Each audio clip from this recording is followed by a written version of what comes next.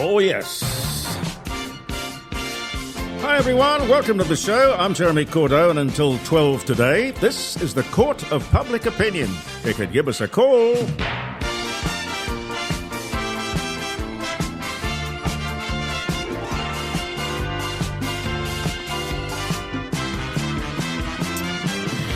Oh, what a week it was. How sweet it is. All right, the telephone number if you would like to give us a ring, 049 65 68 60. I hope you're going to have a nice weekend. I'm just trying to see the date I got here. Here we are. I got so many bits of paper in front of me, I just don't know. It's May the 15th, ladies and gentlemen.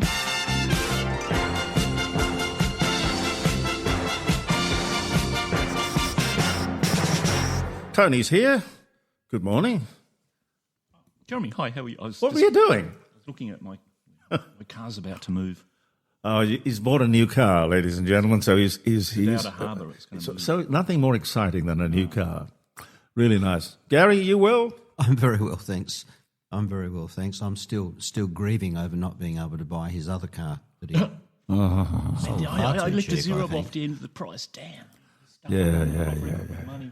Well, you better spend money and buy what you like, because very soon no one will be able to do anything thanks to like that. Charmers, who doesn't charm me one little bit, ripping everyone No, off. it's extraordinary. It's a kind of a mixture of Whitlam, Dan Andrews, the worst of Keating.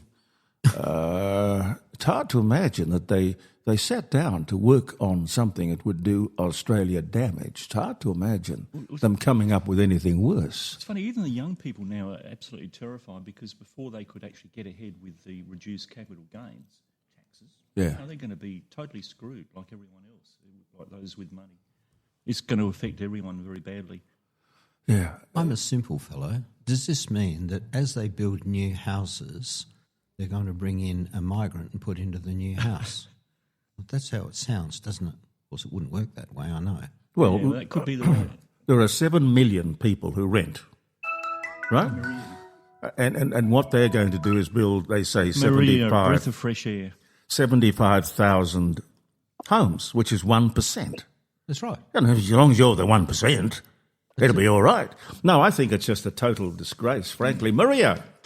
Good morning. No, it's not a good morning. No, it's not really, is it? Shocking. No, it's not. Albo and Chalmers can't hide their lying eyes anymore. They're disgusting. Yeah, we need truth in political words and advertising. No excuses about COVID. It was COVID's fault. COVID's dead and buried and gone. Or the latest one, due to the war. It's not due to the war. It's due to their disgusting rip-offs of the Australian people that they should be looking after. I don't buy their shit anymore. Beep. I'm looking at property at Copacabana with this excuse. I'll rent it, and then I'll say, due to the war, I'll give you $1 for rent. That's how they're sort of bringing this down. And the 65 rebate going, truly, it just sickens me. You mean the health insurance rebate? Yes, yes. Well, they'll get kicked in the head over that, because they're not going to find many baby boomers voting for them. And when the baby boomers give up their private health insurance and become a burden on the public system, you see, the road to hell is paved with good intentions. I don't even think they've got good intentions. But they haven't got good intentions. They've only got good intentions for themselves. And I don't know whether you've heard or not, the departure tax is going up by $10 as well. They say, the pensioners can go overseas for more than 6 weeks. They can go now for 12 weeks. But look, they get an extra $10 each. Well, If Anthony Albanese wants to go overseas, I'll pay his departure tax personally.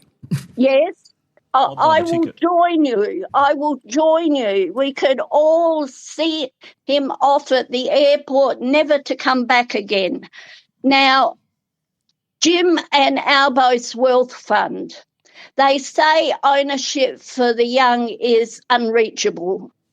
That is not true. The reason is the Albanese Labor governments and the state Labor governments are actually bringing this country down, and down badly. If they wanted to do something about housing, they would take some of the 50%, if not all of the 50%, in government taxes and charges off the building of a house. Yeah. Jeremy, what I would do if I had the Treasury, I would do something bold and innovative. I would not collect anything.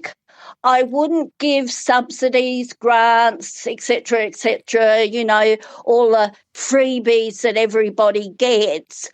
Get rid of all that. Get rid of welfare. Get rid of charities and give the people what they work hard for.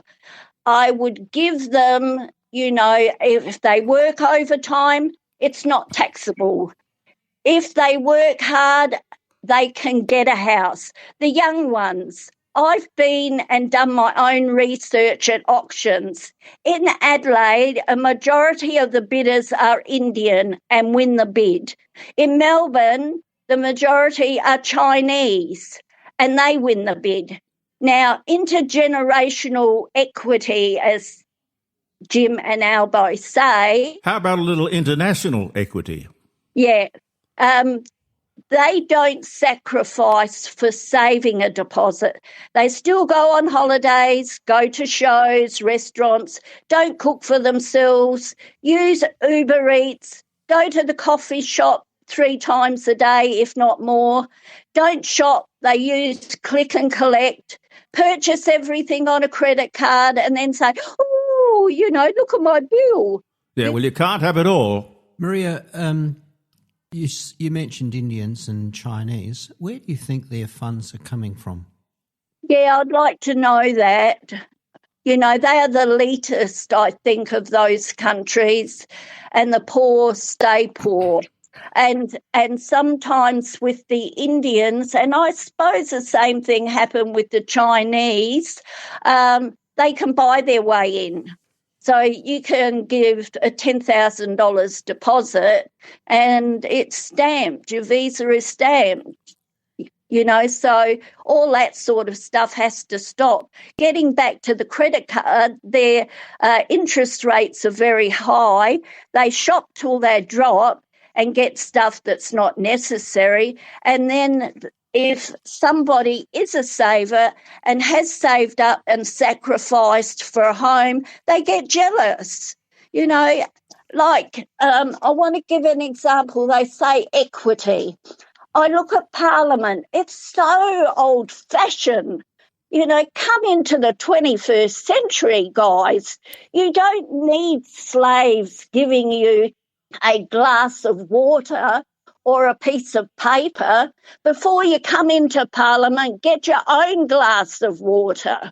They say all this rubbish and shit, like I say, too many shits, but that's what it is. And, they go against, what they're saying. There isn't any fairness in this country anymore. The young, attacking the old. Well, young ones, you're going to be old one day too, and it's going to hit you in the backside. The difference is, though, this budget, and of course other measures as well, this budget is denying that younger generation the opportunities to do the things that we did at around that age, which is, as you say, you save and you have 3 or 4 jobs and you and your wife both work. And you cut out all the luxuries and all the rest of it, and you do get yourself that investment property, and you put a tenant in there, and the tenant pays off your loan, and then you use the equity that you have in that when it's sufficient to borrow more money to buy another, and that's how you build up wealth. Now, if you deny this younger generation that opportunity, I think it's grossly unfair. Well, adding another $122 billion to our debt with his incompetence, billions being spent on his stupid renewables that won't actually help. We've got to have everything in the mix. This big spending Labor, federal, state governments will bankrupt this country, and our cost of living is going through the roof, and our lives are being dragged down. What has happened? We used to save back in the Howard days. I would love to go back and like to see if Howard got in for another term instead of Kevin 07. I think this country would be absolutely fantastic. We had paid down our debt. Debt was zero. Living standards were high. Growth was high. We were putting more money away in the kitty for any other thing that we needed. No, building 70,000 homes and bringing in 311 migrants in 24, 25, and then 500,000 in 22, 23, and then a decrease 661 the year earlier. That is the problem. It's not negative gearing. It's not capital gains tax. I remind Albo, what about intergenerational blood-sucking politicians on the gravy train? Stop all their greed. Jeremy, Gary, Tony, and do you have anybody else there at the moment? No. Just the ghost. Caroline's here. Caroline. One more thing I'd like to ask you, Maria, or for your comment on. I am really struggling to work out how you could negatively gear a new build, given the amount of time it takes to construct the building. There'd be no return there. And then when it's finished, you have to second, third fix it all, furnish it, and then you could rent it out. I can't see how you could possibly make any money. Sometimes you don't. It sounds good. And with my suggestion of getting rid of all that and having no income tax and no I won't give a figure, all the handouts and everything, we would be better off. We could live in utopia, but everybody's screaming, 1 minute the government's saying, oh, we're doing fantastic, we're on a big roll, and the next minute 220 charities are saying, we haven't seen it as bad as it is, it's just terrible. Mary, quite the opposite of trying to save money. I read somewhere the public service wage bill was going to go up by $20 billion. So even that's not under control. Yeah, but you see, if you're a Labor government and you bring in lots of migrants who are going to vote for you, you've got 52% of the population working for you, and the rest probably on welfare. Yep. So these people will just go on sitting in office forever. Yep. Unbelievable. The ACTU today are coming out and they want a wage increase now. In these crisis times, can't they just sit down? We will be like Italy soon. We'll have $1 million lira and it's worth nothing. What we should be doing, the ACTU, I send you a message. Don't go for any more wage increases. Take your own wages down, and your key performance indicators are that word again. No, you just go out and get a second job if you want some more money, or you increase your productivity. You can't just automatically get a pay increase. But then you get kicked into a high, that's all right. Maria, I've got another comment about housing, going back to your comments about housing again. I mean, I call me old-fashioned, but when I was young, buying a house was still a struggle. It's just relative. Yeah. And what I did is I went and bought a cheaper house in an outer suburb. I fixed it up, went to another one, and ended up in Tusmore. Yeah. Only took 5 years. The multiples, though, now wages versus average house price is a lot. worse than it was. I think it was about, you could buy a house for 3 times average. Now it's about 9 or 10. Yeah. So it is actually that's out quite of whack right. with, What you with say is salaries quite right. and wages. But if you go out to the country, I mean, we've been up to Kapunda recently, as an example, and they're beautiful homes up there. And with technology the way it is, there's an awful lot of people who can work from home. They'd be very wise to seek out some of these properties that are further out of town, buy them, fix them up, and move them on, and then build that way. Maria, did you see the Angus Taylor budget in reply speech last night? Yes, I did. But sorry, it's good, but it's a little bit too late. Too late. The 3. No, maybe 4. The coalition of Labor and the Greens, the coalition of the Liberals and the National Party, they've had it too long. They've mucked up this country. We want change, and nothing that those parties that I've just mentioned would do anything for the public to trust them again. What about Pauline Hanson? Yes, I have come around. I liked Pauline. She stuck to her guns for 30 years, and all the shit that she's received from everyone in the media, in politics, in the public, you just don't get the woman. Yeah. Well, you stay listening today. Pauline's going to be on the air about 11:30 our time. I think she's in Queensland, Caroline? Yeah, so it'll be about 11:30. If the plane's on time. I think she's on a road. She had a crash landing on a roadway there, I think. Okay, well, we'll run through the cast and the crew we have for you today. Adam Creighton will be with us in a couple of moments. Dr. John Bruni coming in. Professor Ian Plimer at about 10. Catherine Teeley, a criminologist. It's going to make these guys feel a little bit nervous. Frank Pengelu's coming in, and the wonderful Pauline Hanson as well. So you stay with us. We the people understand that there's an answer, there's a way. We the people have to say, so send the orders to prepare, that we the people do declare. Send the good news, send the word, we the people will be heard. We the people everywhere. We the people hand in hand. We the people understand that there's an answer, there's a way. We the people have to say, so send the orders to prepare, that we the people do declare. Send the good news, send the word, we the people will be heard. We the people everywhere. We the people everywhere. And I tell you, we the people.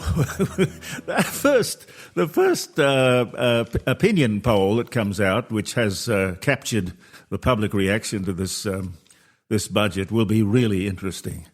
And if he doesn't get a kicking, if the Labor Party doesn't get a kicking, we can just guarantee more lies because they will have gotten away with it. A man who can shed light and understanding on all of this stuff is Adam Creighton, Chief Economist with the Institute of Public Affairs, with a budget rundown, sir. How are you? Good morning, Jeremy. Great to be here. It's wonderful to have you on again. Now, it occurred to me while I was watching the news last night, Coles, shock horror, Coles looked like being fined $100 million for misleading advertising, for misleading the public. Now, what is the difference, perhaps, between a commercial entity like Coles misleading the public and a political party misleading the public? Look, that's a very good question. And I think, the answer is that the political class are not subject to any of those quite onerous laws that they subject the corporate class to. And if they were, I think politics would be very, very different. And politicians would be much more careful what they say. I mean, in my column today in The Australian on the budget, I did say that the government or the political class more generally really takes advantage of people's financial and economic ignorance, which is not necessarily their fault. They're busy. They don't have time to read things closely. And, the government now, I think, is sending out a narrative that I think is completely false. And they probably know in private it is false. And by that I mean they're saying this budget's meant to help the young. I think it will do the opposite. They're saying it's good for productivity. It will do the opposite. So yes, look, that's a very good point to contrast the Coles issue with the budget. So could it be that they are just really stupid and can't see what you're saying and what I think the general public will come around to say if it's not saying it already? Or is there some Machiavellian thing going on here where they do want people to be poor? They do want people to be totally dependent on the government? But that's a very good question. And, without getting in their heads, I think it's probably a bit of both. I mean, obviously, the people in the Treasury who ultimately write these tax rules, they're very educated, they're very smart people. They should know what they're doing. But I think that most economists, especially those that tend to work in the bureaucracy, I think they have a too simplistic view of the world. For instance, when you change the capital gains tax regime, and not just the rate, the whole regime has changed in a quite significant way. And not just that, but they've changed negative gearing as well. It's very hard to predict the consequences. There's just been a pretty stable equilibrium for 25 years or so in that, and they say it's going to modestly reduce house prices. Well, it could make them greater in my view, or it could cause a crash. I mean, I just think their confidence in what the outcome is going to be is very misplaced. What's your betting? What do you think the outcome is going to be? Look, I think some investors will dump their investment properties close to the 30th of June next year, which is the cut-off date for when the current capital gains tax regime ends and the new indexation one starts, which of course is the old system we had before 1999. And I think around that point, you will get a lot of people putting their properties on the market because the capital gains tax regime becomes more punitive at that point. So I think you'll see a fall in the sorts of dwellings that investors buy. So 1 and 2 bedroom apartments, houses in the outer suburbs. And I think what you'll see is that money will come back, as I argue in my column today. I think I'm the only one that's made this point, and maybe it's right or wrong, but I think a lot of that money will come back to owner-occupied housing in wealthy suburbs and will push up the prices there. So I think you'll see some suburbs go up and some go down. And the reality is, I think the overall is that that's going to hurt younger people trying to get in the housing market. Yeah, and young people are being sold this bill of goods as being good for them. Yes, well, I found that quite comical. I mean, many of the changes are grandfathered. So, people like you and older people, people like you and me, I should say, kind of older people, who are negative gearing or not, we can still do it, for the rest of our lives, basically. But poor old young people, not only can they not do that, but they've just had a 30% minimum capital gains tax whacked on them. And as one of my old bosses at the RBA, actually, John Simon, made a good point. Most people under 30 are on quite low incomes, and to the extent they do a little bit of trading with crypto or shares or whatever, their current capital gains tax rate is 0 or very low. And now it's going up to 30. Adam, what they should have done is keep the present regime for shares and maybe change it for property only if they're worried about cost of properties for young people. They could have done that. And that's Look, I think the biggest shock for me in the budget, which was not flagged at all, was this 30% minimum for everything. It's not just for property; it's for everything.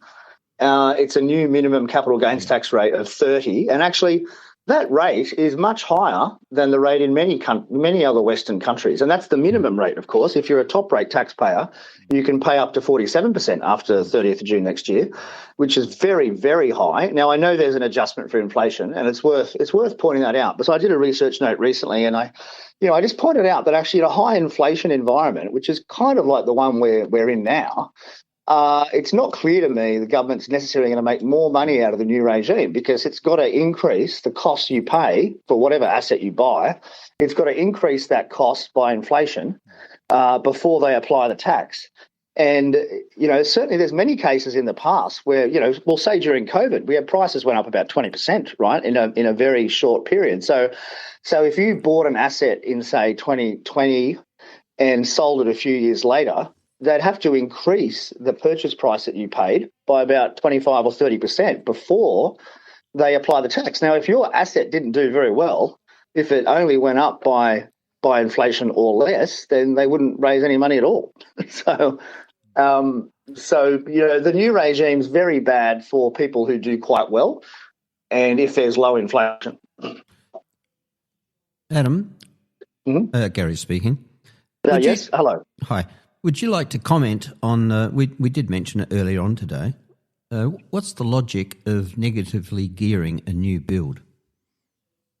Well, look, they've created this somewhat artificial distinction, I think, between new and established, as if people that buy established dwellings are somehow, nasty, and people that buy a new apartment to rent out are somehow virtuous. I mean, I find it a bit strange, because ultimately it's housing and it's all the same market.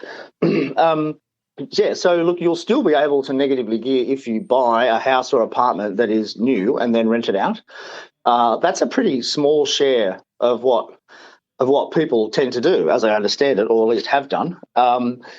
And so that benefit will still be there. But of course, in in economic theory, and also practice, I mean, that's just going to affect all the prices of all assets when you change the regime. So I think there'll be. I mean, it's complicated. It's hard to predict what's going to happen here. Because like I say, we've had stability for a long time. I can't see the logic of it. A new build wouldn't have a garden. It wouldn't be painted properly inside. Wouldn't be furnished. So someone wanting to get involved in that would have to do all those things before it becomes rentable. This is the investor, you mean, would have to do those things. Yes. Well, I mean, presumably they're talking about. I can't see how you could make any money out of it. Well, because there's a row of these new builds, and they all go up at the same rate. Yeah. Look, it's not particularly. Yeah. Look, let's just see how popular this investment strategy is. I mean, my view is that they've changed the regime at the top of the market, I think. I mean, if you look at Canada, right, which no one really does in Australia, which I find funny because it's quite similar to Australia, but no one here really tends to look at it very much. But, they've had 20% house price declines in the last 3 years, pretty much across all their capital cities, right? That's a huge, huge fall. And I think that we're just a bit behind Canada. And I think, if anything, the psychological impact of these changes is going to scare people off investing in housing. And I think you'll see the start now of pretty significant falls in prices across the national market. Adam, I wonder why they don't do some research. Maybe just look at the business of negative gearing and how it started and why it started. My understanding is that it was invented, or it came about in 1936 to do something about a housing crisis. Well, look, that's interesting. I'm not aware. I mean, you're quite right to point out that it's very old and it's not really a policy. Negative gearing. Well, I mean, I don't know. I could be wrong. Your history knowledge might be better than mine, but it's been around ever since we've had income tax. And as you point out, that's the Income Tax Act of 1936, and it's always been a principle of that act that you can deduct whatever expenses against whatever income. Yeah, but they brought it in to fix a housing crisis. Now these people are taking it out while we've got a housing crisis. Yeah, look, I think that's very true. And of course, at the same time, and certainly in 1936, they didn't have 300,000 people coming every year. So I mean, so you've got that as well. So you've got enormous demand pressure still, and I think this idea that we can just click our fingers and build lots of houses, I think it's completely ridiculous. No, you've got to go because it's nearly half past. You've got a whole stack of interviews that you've got to do. I've got another 5 minutes if you want. Yeah. Well, I'd love to ask you, why don't we have inflation made tax deductible?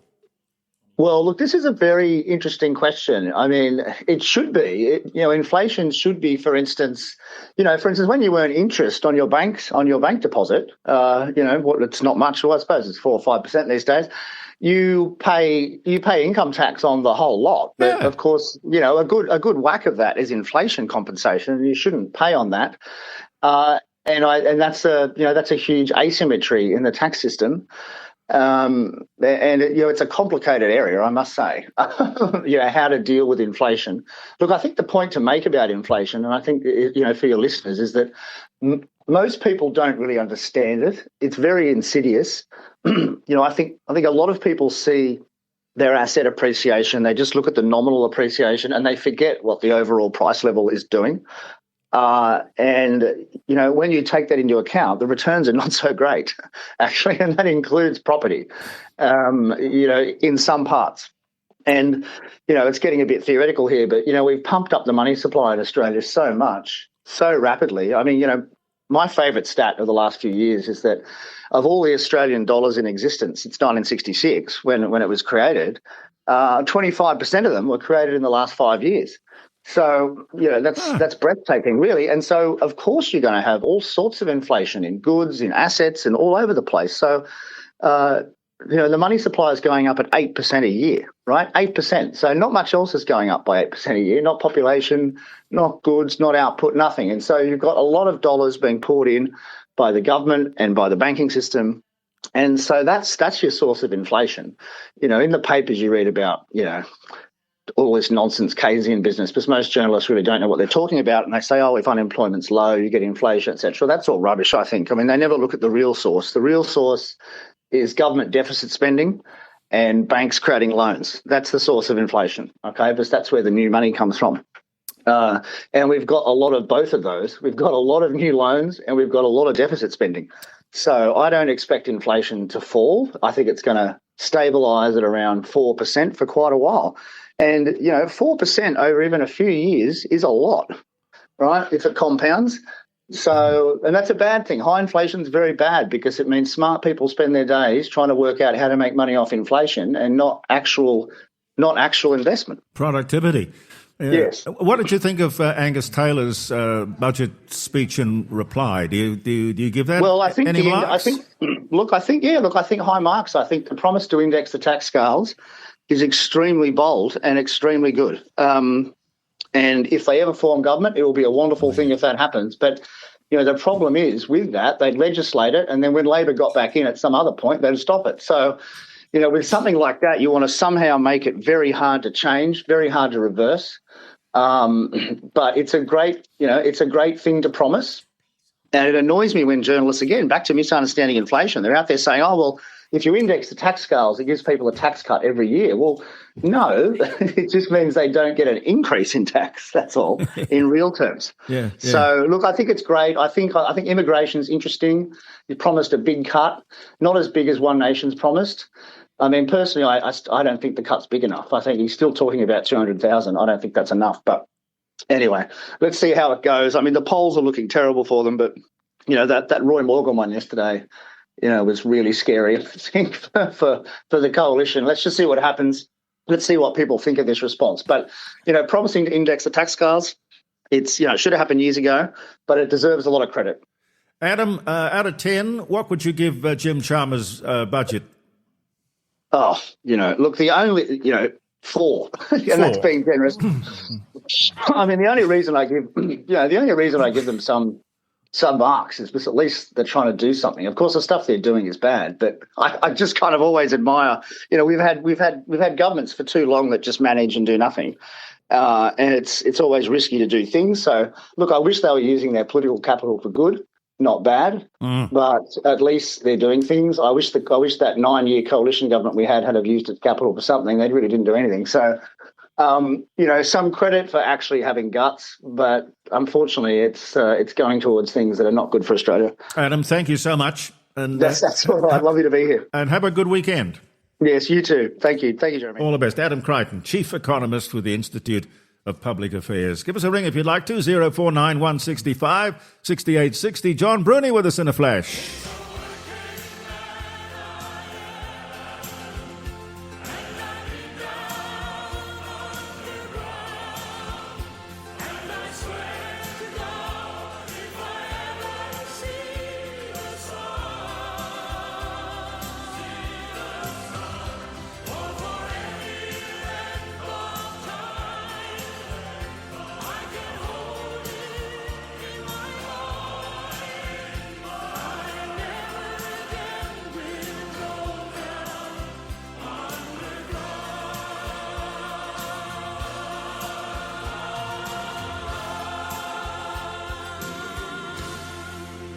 So working man I am. All right. John, you're looking well. Thank you, sir. I'm feeling not too shabby today. John Bruni from Sage International and the Focus. Yes, indeed. Focus podcast. Who do you have on recently? Well, we're going to be uploading today our interview with Kishore Mahbubani, who is the former... That's a good name, Kishore. Oh, yeah, it's a good name. He's a Singaporean diplomat. He was the former president of the United Nations Security Council. Many people wouldn't know who he is, but in the academic circles, he's very well regarded. It was an excellent interview. I would say I'd agree with about 85% of what was said, because we raised a lot of things about our immaturity as a country facing off against Asia and all that kind of stuff. And, having been in Asian studies for a lot of my time at the University of Adelaide, I get it and I accept that. But when he spoke about Russia and NATO expansion as a consequence of the Ukraine war, we were only contracted to do an hour. And so he left it right until the end and it's like, oh, Professor Mahbubani, I'm sorry, but we've run out of time. And I really wanted to challenge him because we had a previous speaker, a very controversial speaker, a very pro-Russian speaker, Professor Jeffrey Sachs, who, Jeffrey Sachs, if you listen to what he says about his career, and he's got a stellar career, I don't doubt it, but he's a bit of a name dropper. Oh, I've done this and I've done that, and I've supped with this president and that president and every other president. They're all my best friends. I hate that. There's an Australianness to me where when you come across a name dropper like that, it's just like it just grinds you up the wrong way. It's like sycophants. Yeah. Well, anyway, he also raised the whole NATO and Russia thing, and I actually got into a bit of a Barney with him, and yes, there were consequences of that. Yeah, well, you got to watch that podcast. Speaking of podcasts, interesting and also sad that the CBS radio network on the 22nd of this month will close. Yep. And citing, when asked why, audience has shifted, tastes have shifted, sponsors have shifted, and it's kind of sad. But you look around Australia, if you've got 700 radio stations in the United States just filing for Chapter 11, closing the doors, ending an era, that will come to Australia if it's not coming already. And you look around and you see some of these people, big companies, some public companies, paid hundreds and hundreds of millions of dollars for their licenses. Yes, that's right. Which, just because, things change. Well, and trying to keep up. I mean, what you're doing at the moment, Jeremy, is amazing. The transition that you've done from being the traditional radio man to going into podcasting. And it's really great to see that some people can adapt to the new circumstances. But look, even with me, I was on radio. I had a little radio show, Backstory, with Radio Adelaide, which is all about international relations. Surprise, surprise. And, it was great going to the studio, getting your notes prepared, and you've got all the... But now you can do that in the comfort of your own home, thanks to technology. But it's not. It's not the same. The atmosphere at the radio station. You're working with a community of people, and again, now you're the atomized individual, and you're dealing with people. Well, I certainly have to because distance is a problem for me. But I'm dealing with people remotely, and the one thing I must say about that, though, I've got my favourites who come on as regular guests, and one of whom who will be posted next week is Professor Andrew A. Michter. He's a Polish-American academic, and you guys would love him. He touches on all the political things that we think are red-hot button issues, but he's no MAGA person.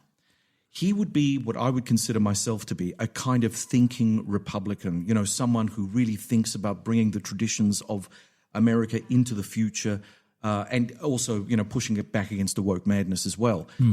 And I said to Andrew, because he's now in the Hamilton School of the University of Florida, and I said to him, we're going to have to set aside a time where we just talk politics because, again, we went into the international relations frame and then we just segued out into politics and then came back in again. But it was just such a fascinating little piece of that episode.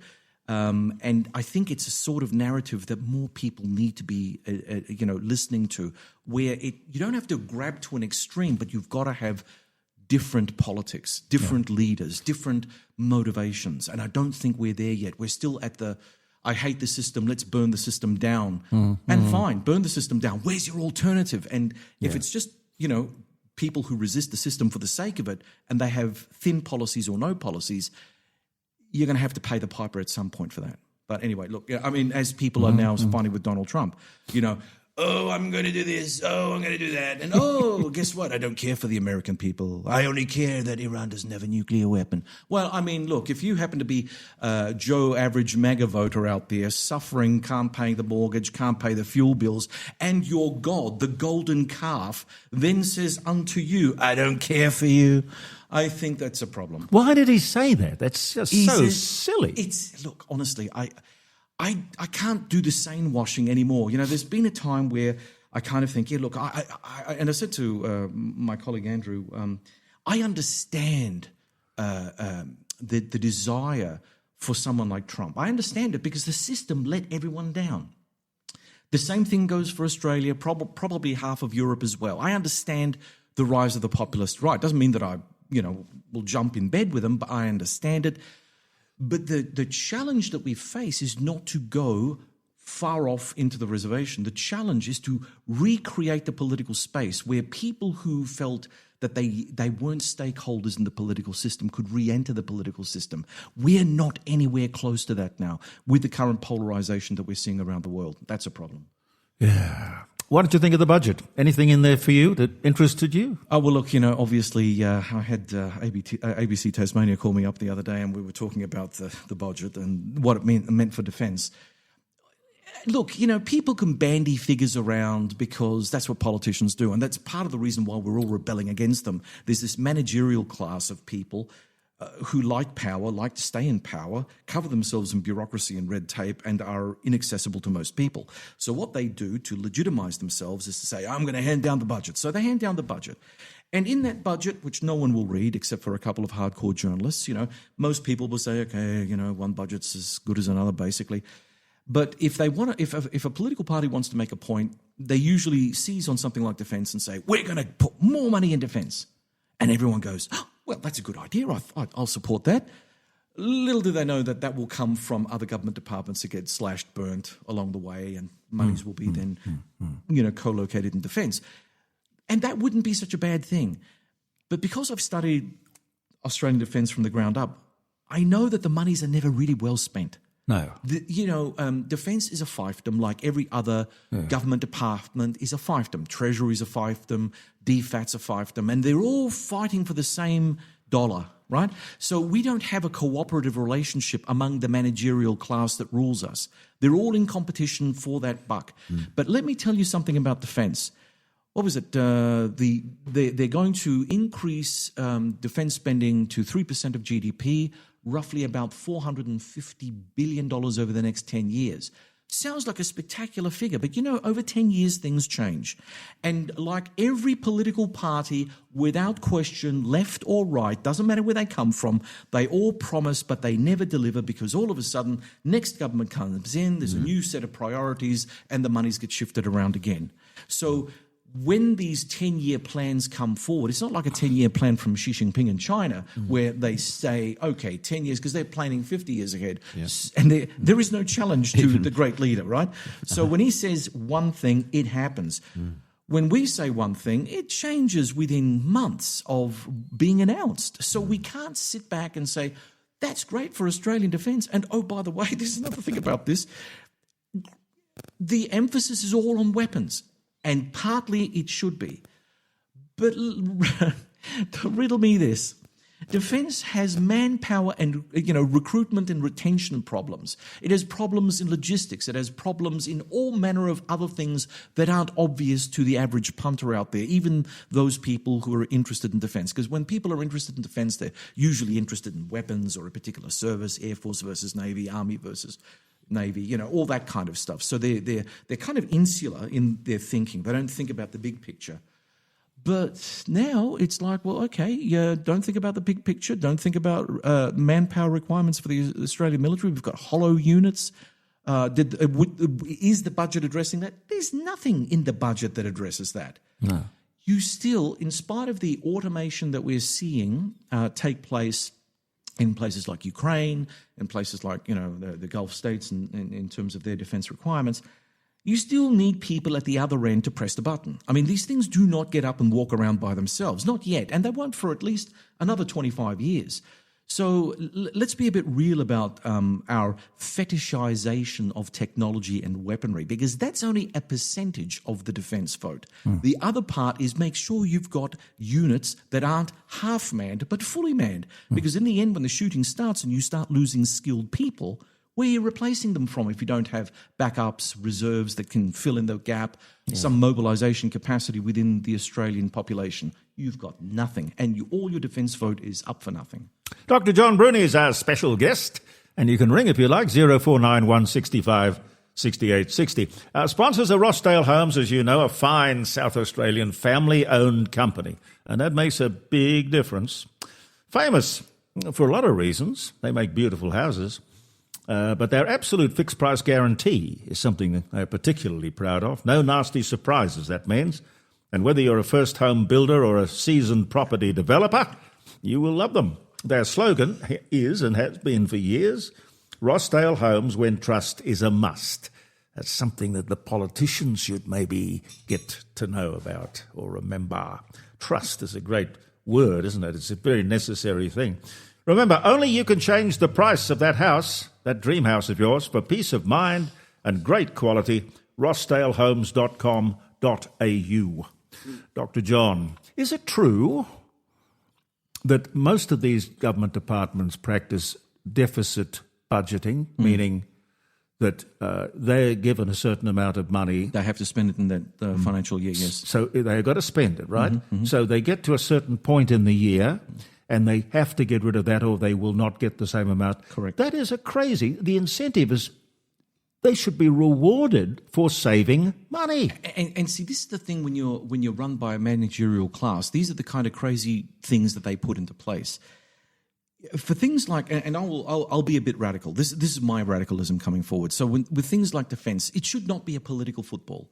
It should be that there is a percentage of the Australian budget that goes into funding defence across the board all the time. It should be a statutory body, and if you need to have an independent oversight, develop a royal commission. We're very good at that. We can take that out of politics so it doesn't become the plaything of the political parties. Because up to now, that's exactly what defence has been. It's been a political football. And we can never get an optimal outcome while Labor does one thing, Liberal Party does something else, and God knows if the Liberal Party falls over, God knows what One Nation's going to do. I mean, they probably will continue down the Liberal Party path because there's a lot of people in the party that probably will abandon the party in favour of One Nation, and that's another story entirely. But again, it is a problem that needs to be thought of, and I don't think too many people are thinking of this problem. Maybe we're doing it all back to front.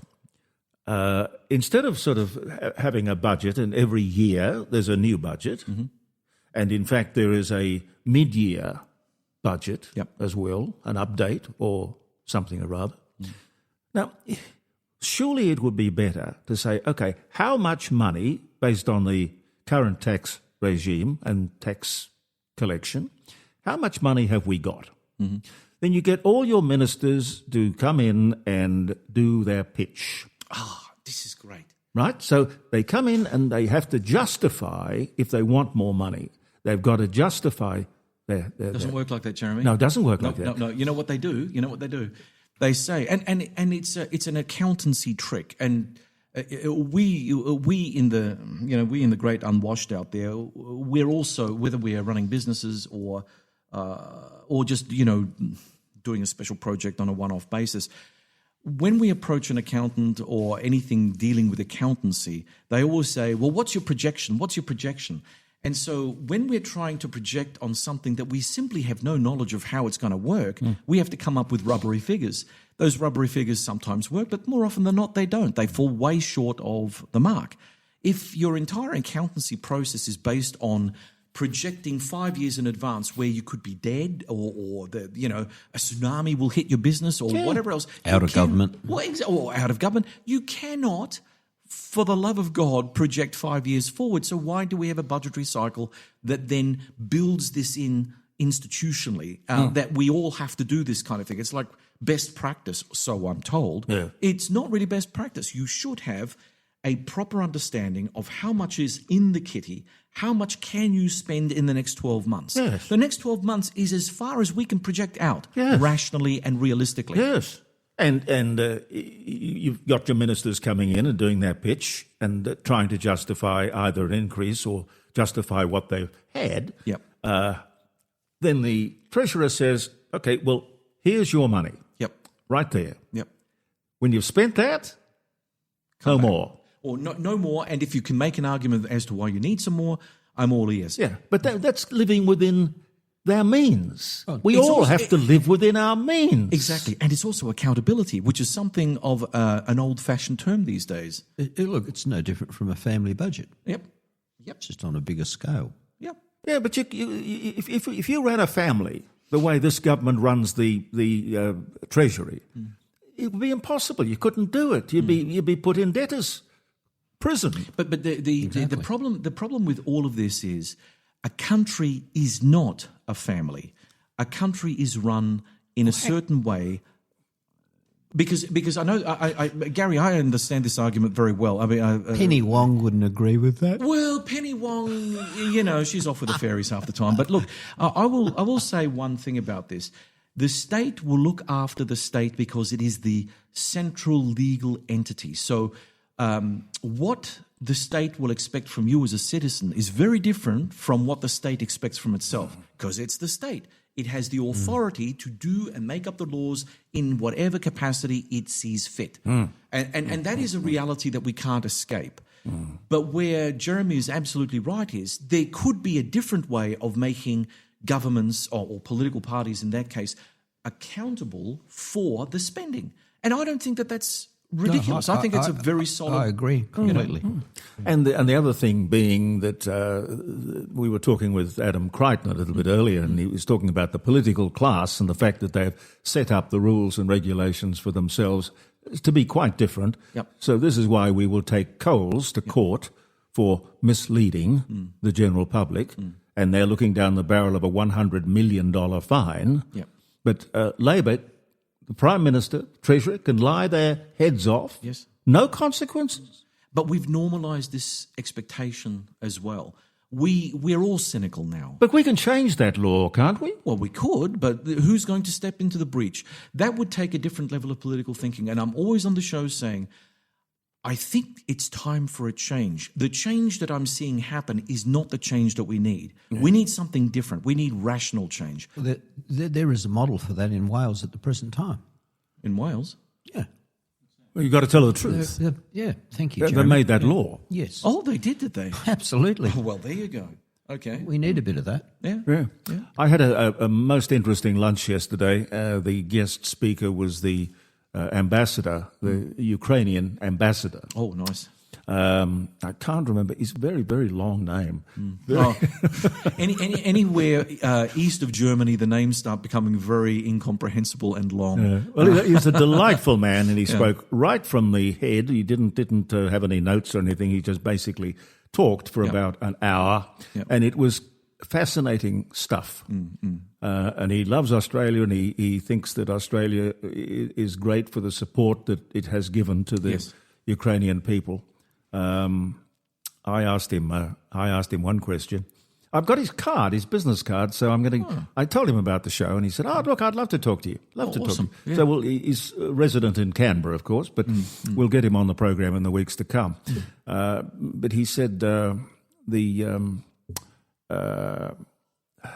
idea of what was my question, sir? I know you are an ambassador, which means you're a diplomat. So you've got to be diplomatic, I guess. But what do you think of the United Nations? Right. Good question. Because these guys were set up. Their whole existence is about stopping war. Yeah. Okay, and anyway, he just looked, smiled, and, he just danced around it without condemning them or without praising them. Mm-hmm. But, the thought that these people hundreds and thousands of these people who work for the United Nations, and it costs, $3.5 billion a year to run that little dog and pony show. Yeah. And they do nothing. Yep. Absolutely nothing. And of course, they don't hold themselves to very high standards because your listeners may not know, but a lot of blue helmets, especially those that are drawn from... But you don't see many of those these days. No, you don't. But those that are drawn from certain countries have been caught up in extraordinary sex scandals when operating in places like Africa, sub-Saharan Africa in particular, or Haiti, for instance. So it is not... It's not without its set of controversies, and we don't hold these people to account because we think, well, they're poor countries, the United Nations paying for a poor country's soldiers to be deployed somewhere else, so we give them a bit of a hard pass on whatever thing they happen to do in country, which I think is not good because you're not holding the blue helmets to a high standard. You should always expect from your peacekeepers the best behaviour wherever they are deployed, and that goes for any professional soldier. What was that debacle where was it now, where the blue helmets were walking around while the Serbs, I think it... Srebrenica. Srebrenica. Yeah. They were powerless to do anything. Powerless to do anything. They were there to keep the peace. Well, that's it. Because they're not a peace enforcement agency. So what we have to all ask is... And look, you're right. You raise a very good point. The United Nations is basically useless now. It's useful only insofar as the symbolism that keeps driving the notion that it's better to have them than nothing at all. And that's why Donald Trump created his Board of Peace. But, Jeremy, you know that I'm Board of Peace. So, of course, that means nothing either. So we have two international bodies competing with each other, doing the same thing and actually achieving nothing at all. Do you think that was really what he meant to say? I'm bored with this. Well, if you look at the happy crowd that he brought with him on that venture, you have to wonder just how committed all those people were to peace. What do you think of the Great China Expedition? Is that going well? It depends on what you mean by well, Jeremy. If you mean that trade relations between the United States and China will maintain itself in current levels, sure, it's going really well. If you mean well by the fact that Xi Jinping has warned Donald Trump against Taiwan in a quite overt fashion, then it's not going so well. If you mean Donald Trump was caught in the headlights and did not answer a question about red lines on Taiwan, he simply wandered off, shambled off into the distance, like he's wont to do most of the time these days. That left a very bad taste in a lot of policymakers' mouths, especially in DC, where I suppose the prevailing thought is, because he likes to shoot his mouth off as soon as he's got a microphone next to him, that at least he kept his yap shut this time round, didn't insult the host and declare war. He might do that tonight on the Twitter feed, this civilization is going to die tonight, and all that kind of thing. But you never know. You never know. His unpredictability is his mantra. Yeah. They could, I'm just thinking, if you have, if you actually have, what was it called? Springtime for Hitler? Oh, yeah. Mel Brooks. Mel Brooks. So you could take you could take the Second World War, and you could make a musical out of it. What could we do with Donald Trump? What was it? Someone did say the other day, I brought it up and say, well, when's Trump the musical going to be done? And I'm sure it's going to happen.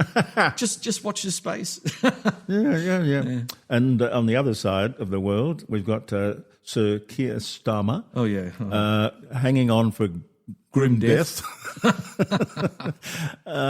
If the Labor Party there got a kicking with those at that municipal election, but what is the Labor Party here going to get after that budget?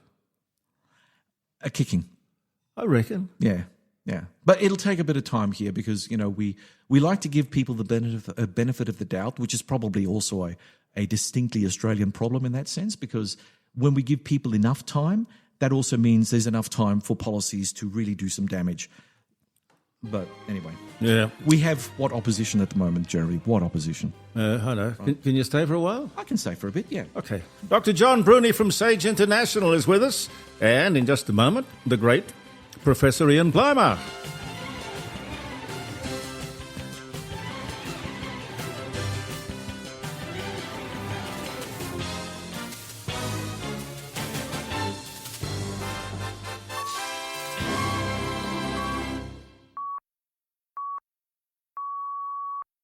You're listening to the Court of Public Opinion with Jeremy Cordeaux, where the time is 10 a.m. Australian Central Standard Time. Hey, what's the weather for the weekend gonna be? Will it be hot, cold, rain, snow?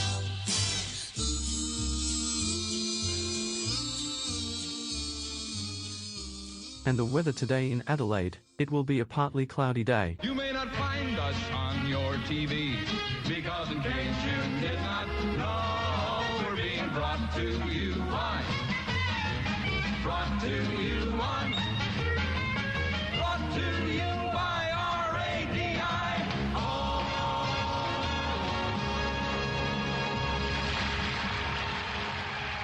Whether you're building your first, second or third home or a seasoned property developer, no one likes extra scary costs. Rossdale Homes get that, which is why they pride themselves on their absolute fixed price guarantee. They believe trust is a must, and with their guarantee and fixed price contract, you'll get no nasty surprises. For peace of mind, trust Rossdale, where only you can change the price. rossdalehomes.com.au, trust is a must. BLD 8104.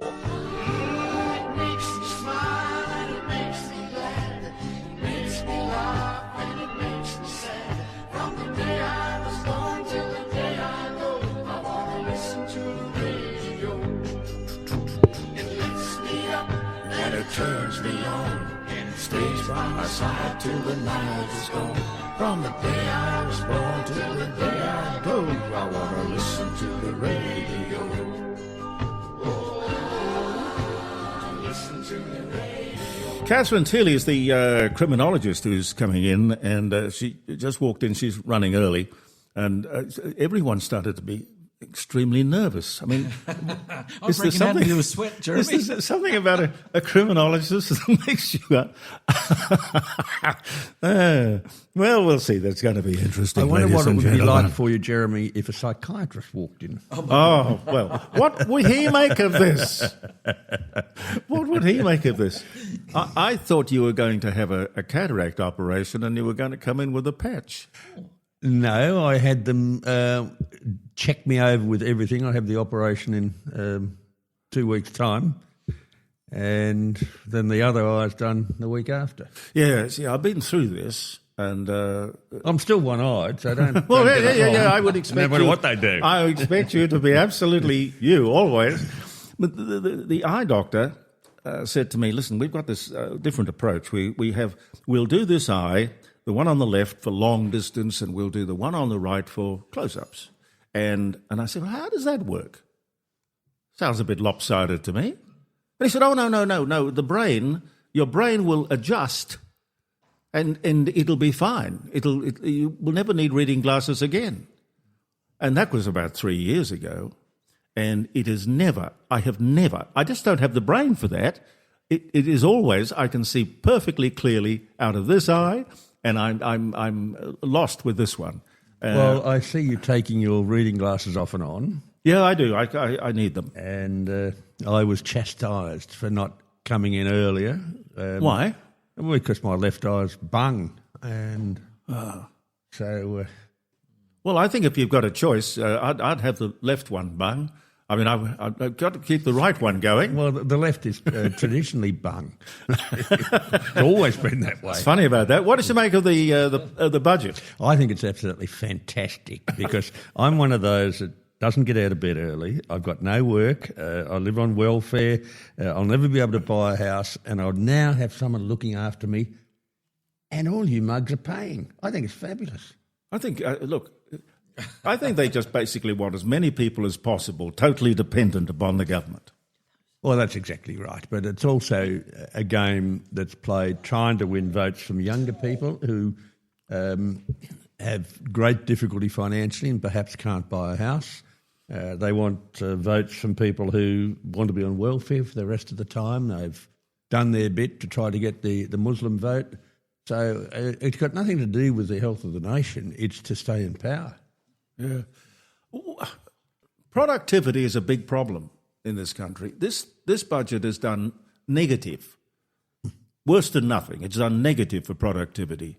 And yet I don't see them being castigated by the journalists What it's going to do is encourage people to get AI even quicker, to run AI in their operations and put people out of work. And with AI, you will get higher productivity.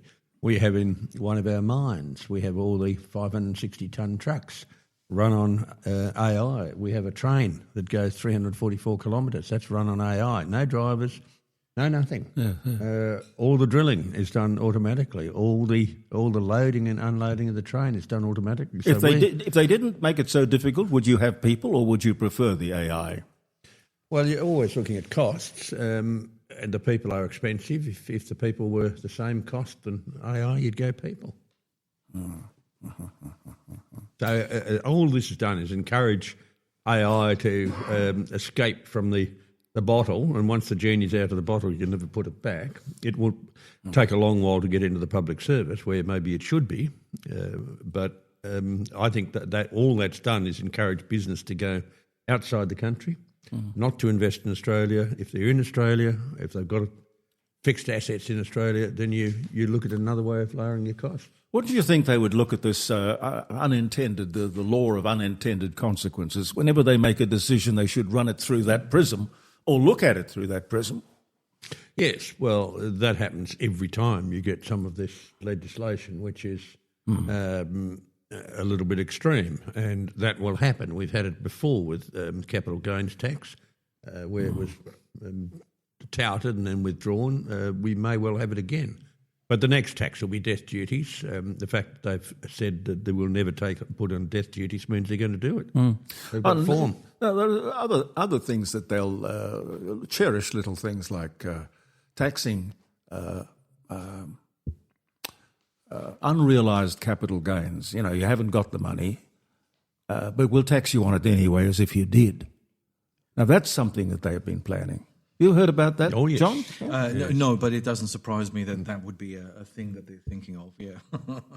Really? Well, it goes back to, making up the figures as we go on, doing these 5-year projections that have no basis in reality. Of course they're going to take unrealised capital gains and pocket the difference because, well, I don't know, where does it exist? In what reality? Well, the real problem is our costs. Now, every business looks at costs, but the business of government doesn't. Yep.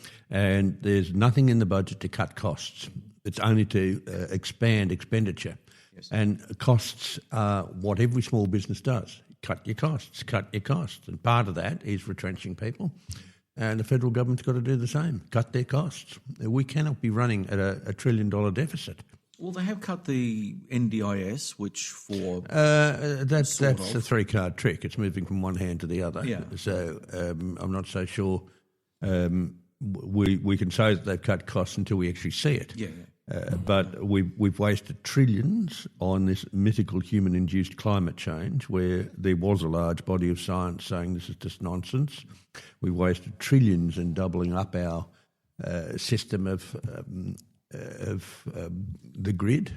We've wasted trillions on killing off cheap, reliable power and putting in expensive, unreliable power.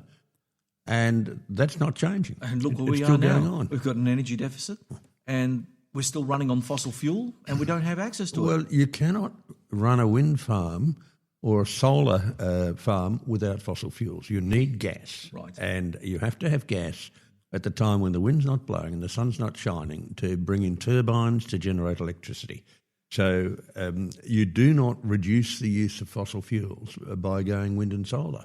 You actually help the gas industry, and the gas industry just absolutely loves it. How do you counter...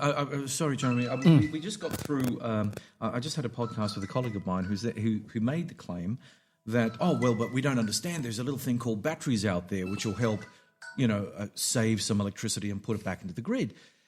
And I just took a little deep breath and thought, I don't know about that. Well, batteries don't generate electricity. They store electricity. The amount of power that you can store in a battery is not nearly enough to keep an industrial society running. Correct. And for a city, you may well have 30 minutes in the battery, and that's just enough to get a cup of coffee and... Yeah. So, we're going to sit this one out. Mm-hmm. We've got a caller on the line. Hello, who's that? Hello? Must have hung up. Oh, it rang back twice. Just hung up. I'm sorry about that. Telephones. So the batteries are not going to do it.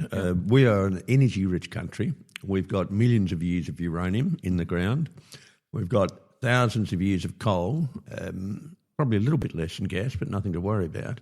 And we don't use simple systems like using our excess coal for coal to liquids. Yep. We are a country where we can find gas. To find oil is a bit harder, and geologically it's not quite right for finding the heavy crude oils, which we need for diesel.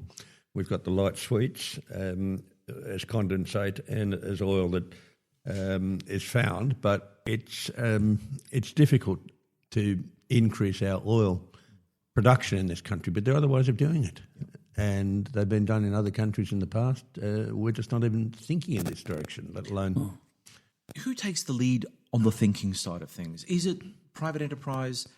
Is it government? I mean, for me, I'm more of an old-fashioned kind of guy. I'd think that when we're faced with a national crisis, it has to be government that moves first.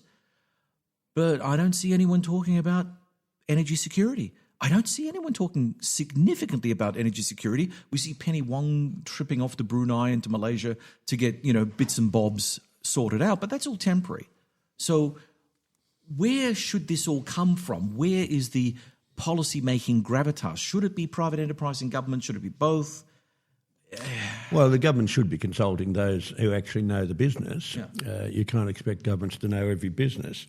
But we also have it tied into trade. For example, we export as LNG to South Korea something like 92 petajoules. That's the amount of energy the gas produces, 92 petajoules of gas. And we import from South Korea about 95 petajoules of gas equivalent as liquid petroleum. Yep. So we also have to consider the trade implications of this, and this is why we've got to have a gas exporting industry such that we can guarantee that we've got a supply of liquid petroleum. So we are at present dependent upon, for our society, we're dependent upon a number of exports. We're dependent upon iron ore. Now, we have one channel that's out of Port Hedland. We very nearly had a collision there. If we'd had ships sunk in that channel, then we would have lost our iron ore exports maybe for a year. There are plans to put in a second channel, a 14-kilometre long channel. So that's one of the great risks we've got there. Our second big export is coal, and mainly coke and coal, and we put out really high-quality coke and coal with very little sulphur, very little ash, a very high calorific value, a lot of gas, so it swells up beautifully.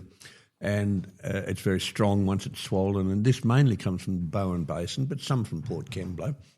But we don't have a steelworks, so we have to export this. We have two very small steelworks, and that's it. And the third great export is gas, and that's LNG. We're also a big producer of gold and many other minerals. 8 out of our 10 major exports are minerals.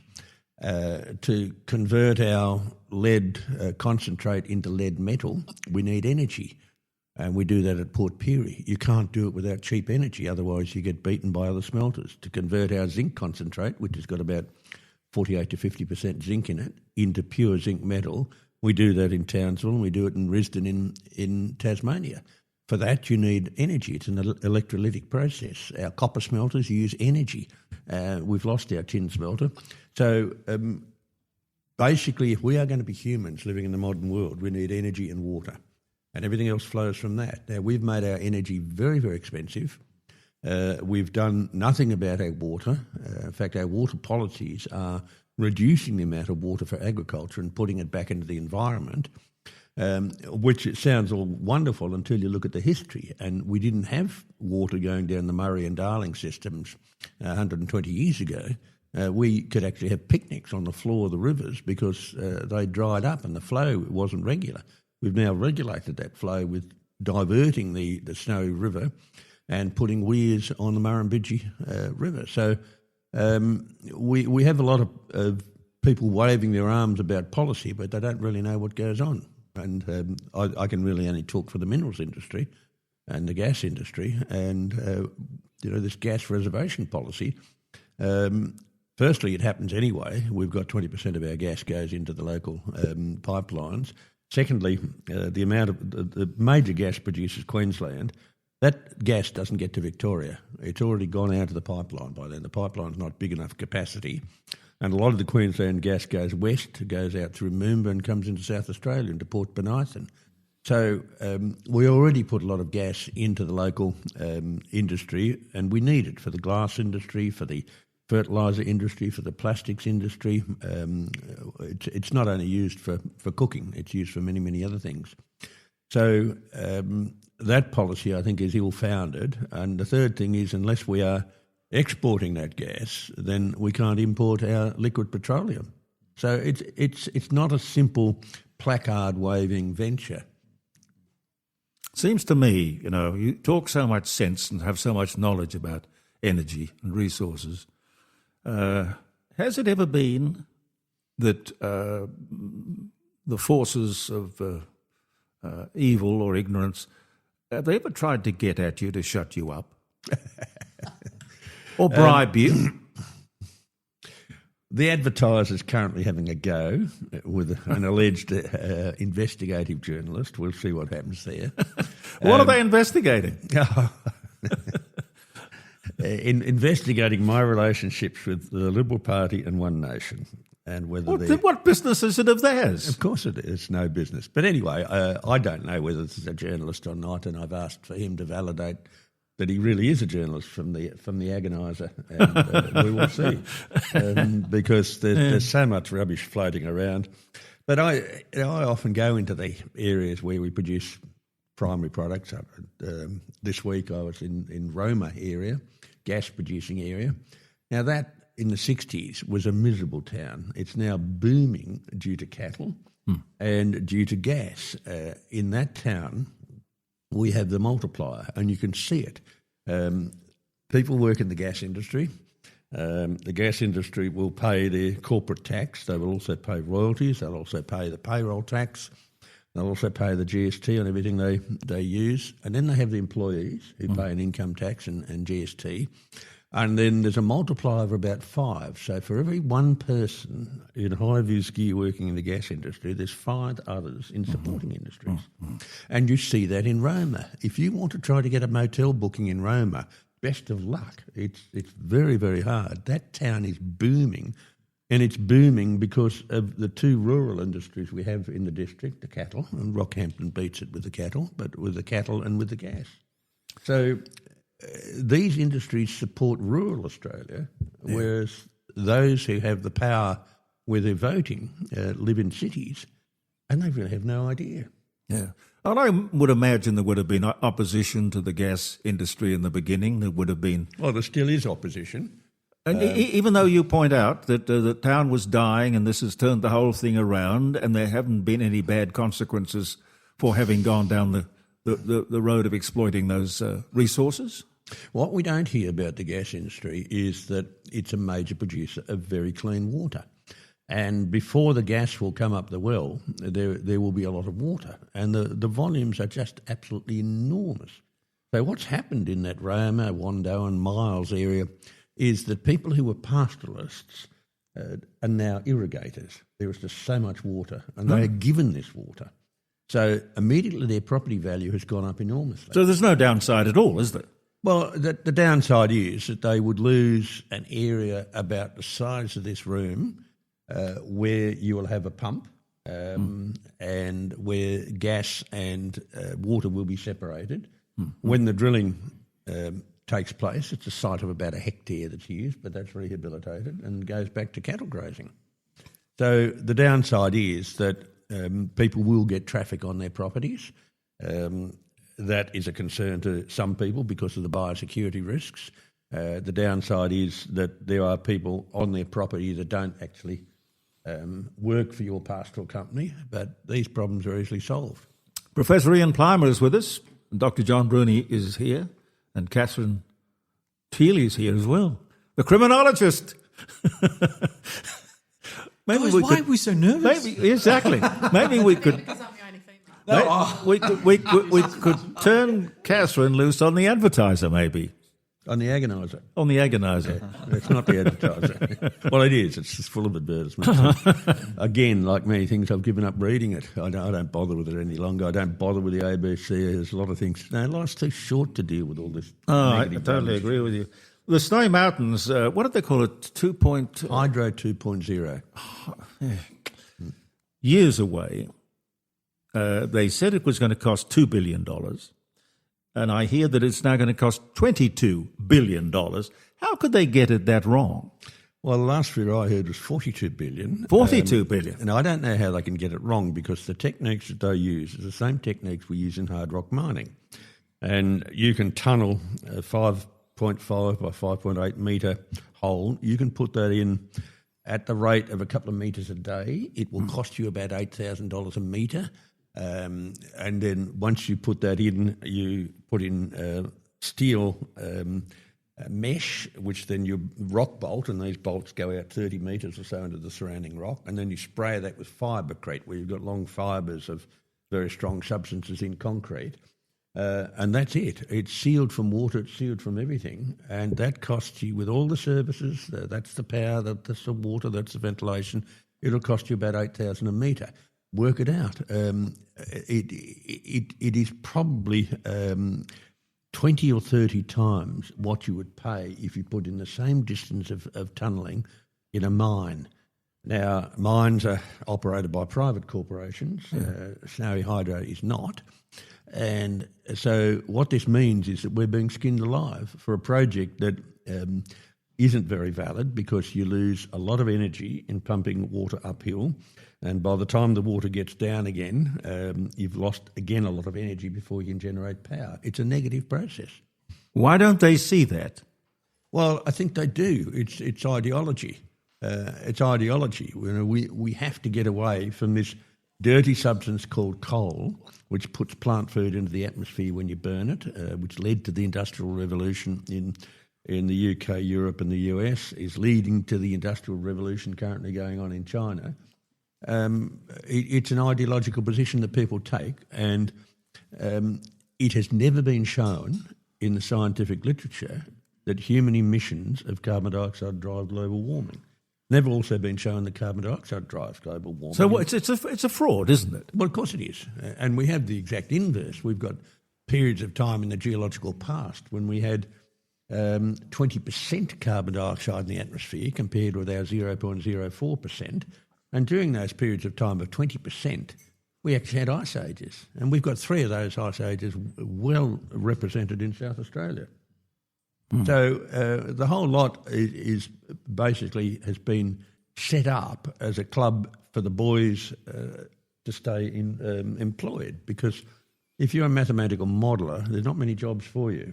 There are in the climate industry. I wonder what the climate industry is actually worth. Could you put a figure on it? Well, it's trillions. Trillions? Yes, it certainly is trillions. To achieve nothing? Well, no, they don't achieve nothing at all. They achieve power over you. Of course. Money well spent, obviously. Perhaps. So the industry is not accepted in Black Africa. It's not accepted in most of South America. It's certainly not accepted in the Middle East, and I work in South America and in the Middle East. It's certainly not accepted in India or China. It's only very wealthy Western countries where we've got the remnants of Christian guilt that we have fallen for this. But hang on a tick. I mean, China is leading the way in solar production, windmill production, EVs. We're meant to think... That's so they can sell it to us? Well, they don't use it themselves. I thought that there was a climate problem within China where they can't breathe the air, and so there's an imperative, so I'm told, to change the nature of industry, logistics and everything else. But not theirs. Yeah, right. But, well, firstly, that's not a climate problem. That's pollution. Yeah. And the relabelling of the gas of life, carbon dioxide, into pollution is fraud. If we didn't have carbon dioxide, we would have no life on Earth. And we are currently, if I look at it through the eyes of a geologist, we're currently at a period of time over geological time where we are the lowest it's ever been, and we have been decreasing in carbon dioxide in the atmosphere for the last 530 million years. If we halve the amount, we have no life on Earth. So it's not a pollutant. It's absolutely vital for life. So China has some massive pollution problems, and this is from particulate matter. This is from sulphur-rich material in the atmosphere, and their coals are quite sulphur-rich. Ours are not. And from burning sulphur-rich diesel. So they certainly have a pollution problem. But the climate in China, and we've got thousands of years of records of it, is a cyclical climate. And in fact, the Chinese calendar was based on the 60-year oceanic cycle, where that's well known and it's been established scientifically for quite a while. But the Chinese calendar, which is going back thousands of years, was on a 60-year cycle. And they based it on agricultural productivity rather than measurement. So, again, India is the same. It's a developing country and it has massive problems in pollution. I know. I've been to New Delhi. Go to Brazil. It's the same. I'm often in the Andes. Well, I'm above it there in Quito and north of there up on the Colombian border. As you know, I'm often in Saudi. Saudi doesn't have a pollution problem, but they certainly have a problem from dust storms. Yes. The air's full of fine particulate matter, but as soon as the wind comes up, you've got bits of the desert that you're breathing in. So by relabelling and using emotive terms like climate catastrophe, you can frighten people witless, unless they have been taught in their education system to be critical thinkers. You know, we've lost. This is really an interesting discussion because, again, it comes down to what is it that we ought to be concerned with. And I've always said that pollution is the thing that really motivates me in terms of ecology and taking care of the planet in a better way. And we've got technology to get on top of a lot of it. And yet, because we're always looking for ways in which we can maximise profits and, you know, don't worry about that, she'll be right, you know, it'll sort itself out over time, we tend to, you know, downplay the effect on pollution. But another place that I've been to a number of times is Ethiopia. I think the third highest capital is Addis Ababa. It's like in a bowl of mountains. And they have cars with no catalytic converters in them and trucks and belching out, diesel fumes. There is like a dome of pollution over there. The 5 times that I've been to Addis Ababa, 3 times I had lung infections. The one time I went to New Delhi, I thought I was going to asphyxiate between being from the hotel and going into the airport because the air was so bad. These are things that I think we can get on top of. Where is the political motivation to do anything? Well, we have in this country. We had, in past times, we had massive lead pollution in Broken Hill, and it was the unions who created the environment in the Spud and Onion strike of 1919-1920, where that eventually ended up in occupational health and safety. We also had in Broken Hill the mine managers and the unions come together for bargaining, and that led to collective bargaining. We also had a situation in Broken Hill where the unions fought very hard for a minimum wage such that a man could support his wife and 2 children.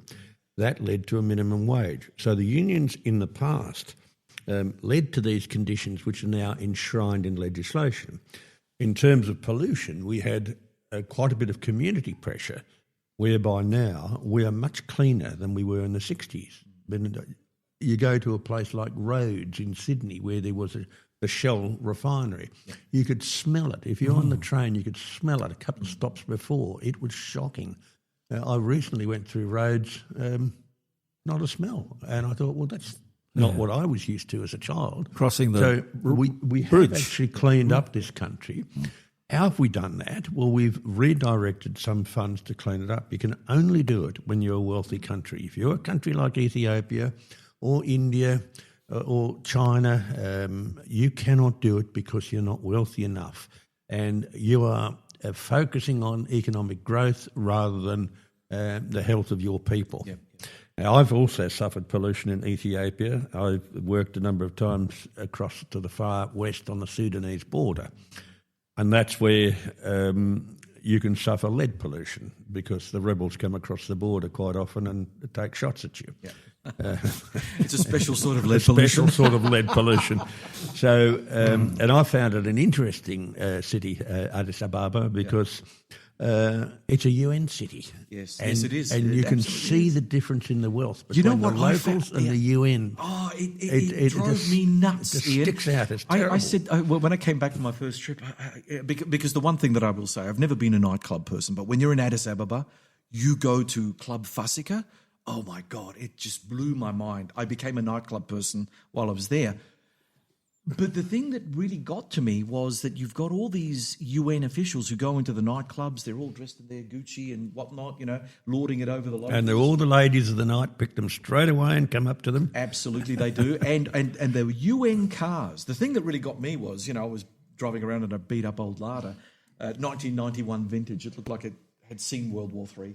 But, all the UN Toyota Land Cruisers were immaculate. And believe me, at the time that I was in Ethiopia, they didn't have a lot of sealed roads in and around the suburban areas. Mm-hmm. But those vehicles were pristine, white and clean. So they only have to travel a little bit, then get a local yokel here, have some brr, and clean my vehicle. Oh, yeah, that's it. Reminds me of our Federal Minister for Sport, who had a vehicle with its engine ticking over for 10 hours outside the Melbourne Cricket Ground. So, What about those huge lines when they have a late sitting in the House and they all have the Commonwealth cars lined up as far as the eye can see, and the engines are all running? Yeah. Well, we've got to keep the air conditioner on, right? Oh, well, the or poor in old Canberra, driver. the heating, yes. No, the heating, yeah. Well, this is an entitlement. One's entitled to all sorts of things. And if you look at a federal cabinet minister's pocketbook, everything's paid for. Every single thing.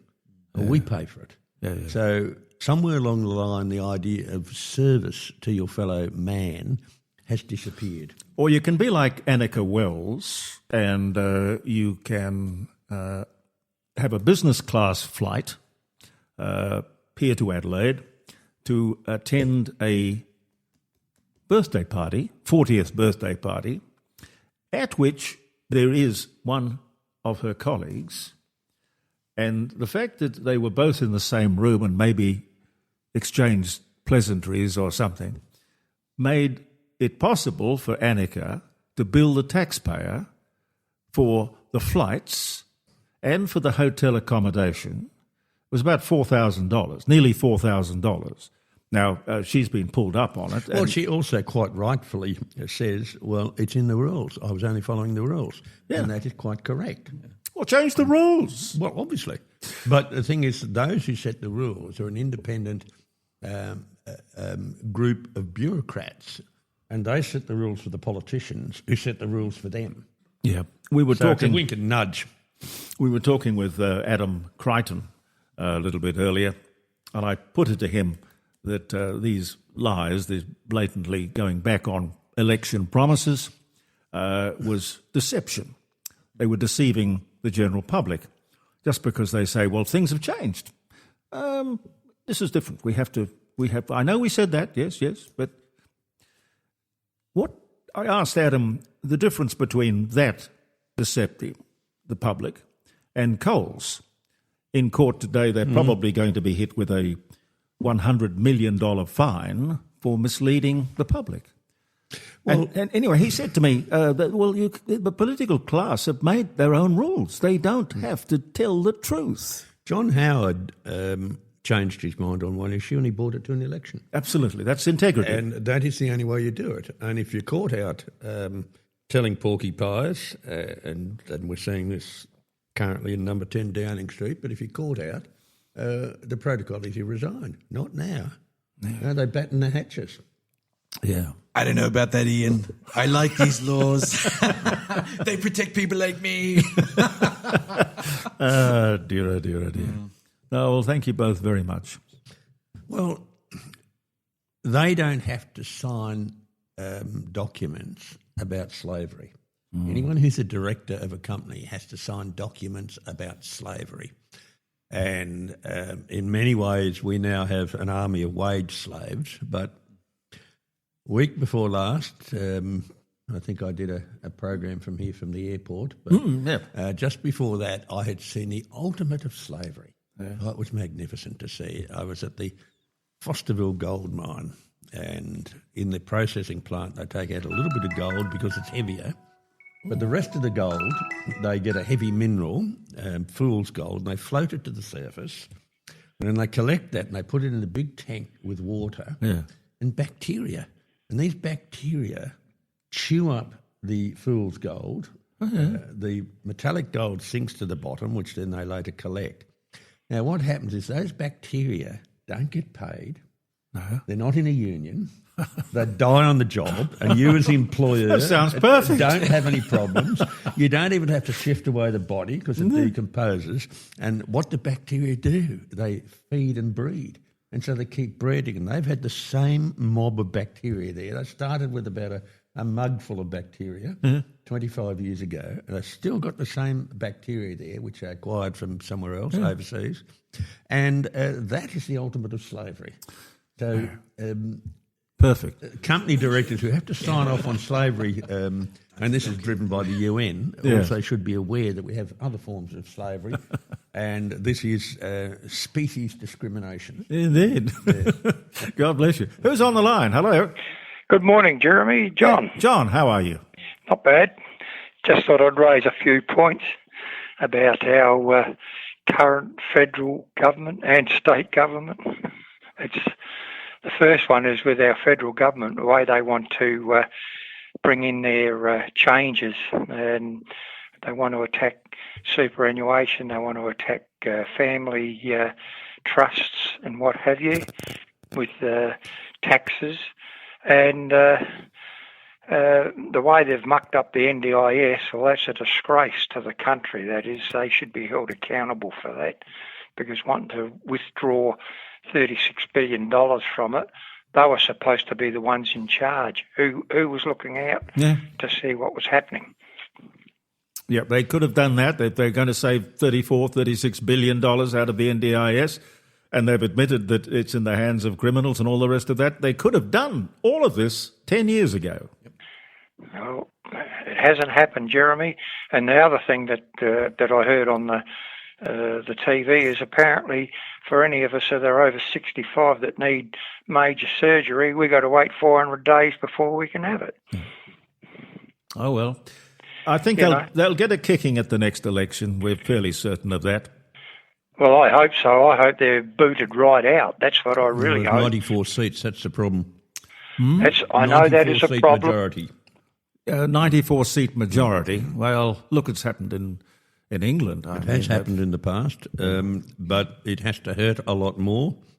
And, of course, those people waiting 400 days for an operation have got a good chance of shuffling off before then. So they're not going to vote, are they? Or maybe if they're dead, someone will vote for them using their name. It happens a lot. It happens, yes. Go on, John. It's an absolute disgrace. It really is. And then we got our own Premier here with his... wanting to have this golf course rearranged and chopping down trees. And he comes on TV and says, in 20 years, no one's going to notice it. The trees will be back. Right? I won't be around in bloody 20 years to see it, neither will he, It's a joke. They shouldn't be touching things like that. They're destroying our state, and no one seems to be wanting to take any notice of it. That's the trouble. And I think we've got to start voicing our opinion. And I do agree with Pauline Hanson. The way we're going federally, we're being ruled like we're a communist country. Well, she'll be on the show this morning. When? About 11:30. Will she? Okay. Well, that'll be good because I know she had a crack at... Angus Taylor last night reckons that the Liberal Party are trying to pinch some of their ideas. Well, good on them. Smart if they do. Yeah. Well, what we need, as Angus Taylor said, we need some honesty and we need some transparency, and we're not getting it from the current federal government. And when they come out and they're asked the question, well, we've got something common, but it's important. What does important mean to you and I? What is it that they're not wanting to tell us? Well, whatever it is, I think we've got to have a level playing field. We're going to have, as they have in the real world, you've got things like truth in advertising. You're not allowed to tell lies or mislead the general public. But the political class don't have such a law. We have to impose such a law on them. Well, unfortunately, the ones that make those rules is the government. Well, Professor, what could we do to make them pass a law that says we are all equal, have to be treated the same and have similar laws? We all should abide by the former Section 52 of the Trades Practices Act, and that is deals with misleading and deceptive conduct while in trade and commerce. And just change the trade and commerce as to while in politics or teaching or anything. Or trade and commerce, anything. And we shouldn't have to have laws such that people speak the truth. Yeah. And one of the beauties about speaking the truth is you never have to remember what you said. I remember you said that once before. Yeah. Okay. Telephone number is 0491 65 68 60. John, thank you very much for the call. I appreciate that. Now we've got to move on. Passing the microphone over to our criminologist who has arrived. Good morning. How are you? I think I prefer the term cold case investigator. I like that too, cold case investigator. And what do you do exactly? What do I do? Well, I'm currently working on the Barrow case, Daniel Shepherd case, Mr. Cruel case, and a little bit in regards to the family, so I've been very busy. Yeah, my God, you're busy. Yes. Now, of those cases, I've only heard of the family one. Okay. What are the others? Because they disappear into the news. Yes, into the ether. That's the problem, Jeremy, which is what I'm working to try to avoid. Well, how do you do that? Well, essentially I pick a case that piques my interest, and then I approach it logically and go from there, such as visiting the site and putting the puzzle pieces together. Do you work with the police? The police currently have one of my statements in regards to the Daniel Shepherd's case, so that's been reopened. The cold case has been reopened, which is great news. Now, what was the Daniel Shepherd case? So Daniel Shepherd was a young man who was abducted, presumed murdered on the 1st of January 1995, so New Year's Eve. So was that one of the family things? No, that was, there's been some conjecture it was. My personal belief is it was not. Simply because of the time frame. The last family murder occurred in the 80s, whereas this occurred in 1995. I do believe that it is someone that Daniel knows, and I will mention his sister, Karen Gray, who's been a great support to me and is very supportive of the findings that I've come up with so far, and as is Major Crime Detective Sergeant Simon May is currently looking at it, which is great news. You don't wake up one morning and suddenly decide to be a criminologist. What's your background? How did you come to this moment? I do have a psychology degree. I've always been interested in criminology and particularly criminal profiling. But it's funny because when I was very young, I remember my father used to take me down to Glenelg Beach, and I used to go on a hunt. I mean, I would have been probably maybe 5, 8 years old.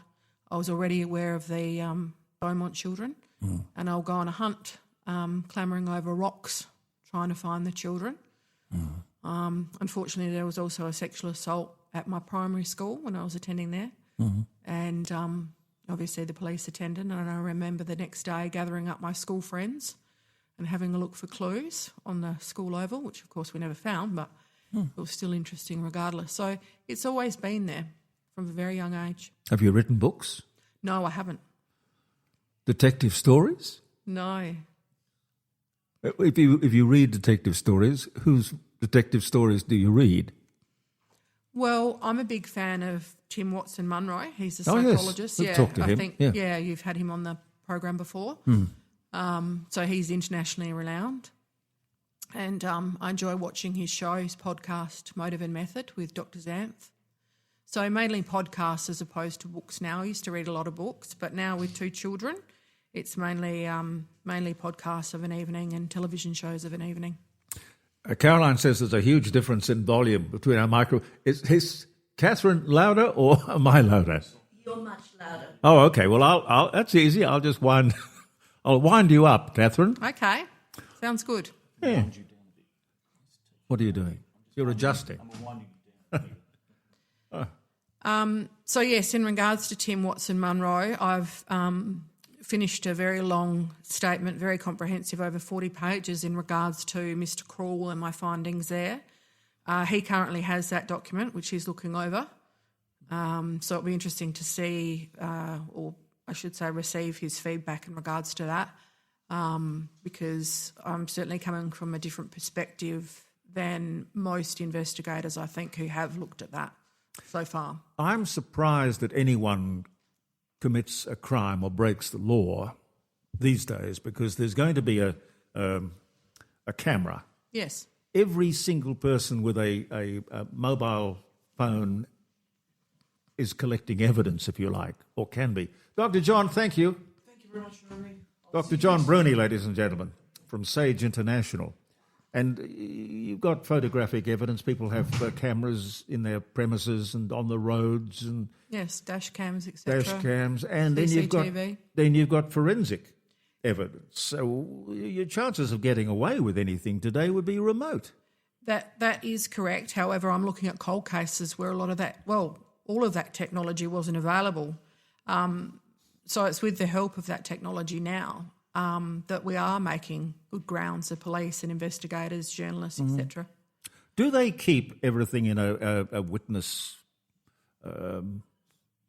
section? Every cold case has got a big box with all of the original evidence, clothes, clues. Box says yes, but unfortunately evidence can be lost or misplaced as well. Yeah. Human error in regards to the police force, which they'll readily admit. It's certainly not a secret, and that has occurred in the Mr. Krall case where, unfortunately, some objects have disappeared, such as tape and copper wire. You suspect a conspiracy? No, I don't expect I don't suspect a conspiracy. I believe that it is human error. I do have a great respect for the police. They've got a bloody hard job. They do, and it's what they see as horrific, and they're given little support, really, psychologically. So it has a high suicide rate, PTSD, obviously. They work long hours, often to the detriment of family relationships. And really don't get enough credit, I don't think, for the work that they do. I mean, certainly now a lot of them are being abused, as are paramedics.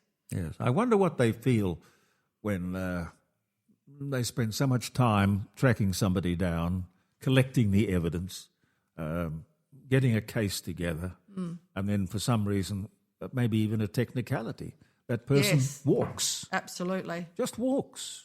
And more so for the family too, Jeremy. Yes. Not a great sense of justice.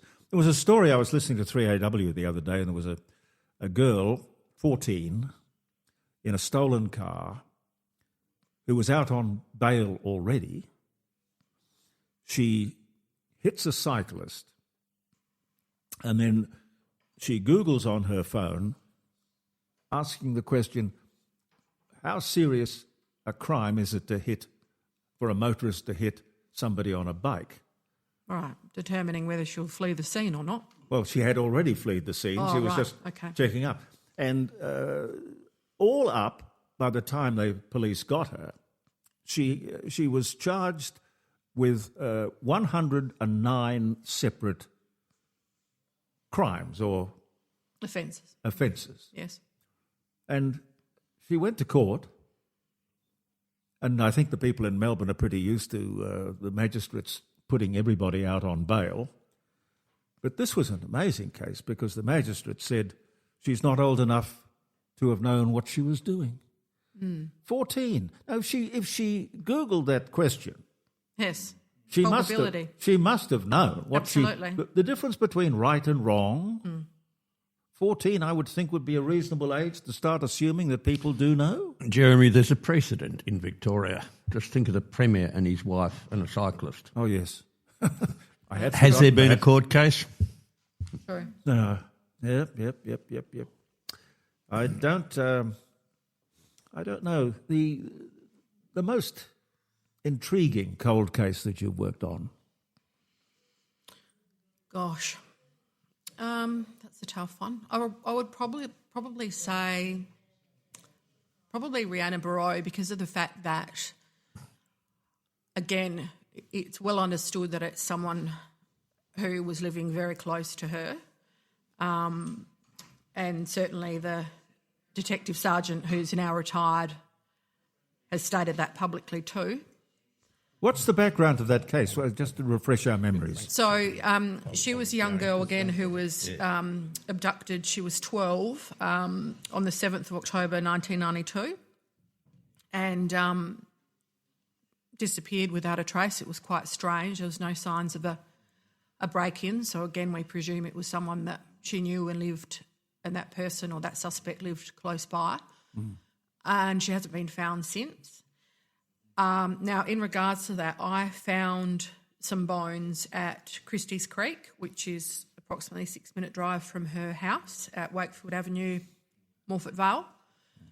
And they will be forensically examined the week beginning the 22nd of May. So a forensics expert is due from interstate, which has been organised by a work colleague of mine, journalist who you may know, Brian Littley. From the Sleepers podcast. So he's organised for her to come over and examine the remains, as well as do some work in regards to the abduction that occurred at Adelaide Oval with Gordon and Ratcliffe girls. Yeah. Do you reckon there is such a thing as a perfect crime? I do, but as we discussed, it is getting harder with the technology we have. But yes, I do.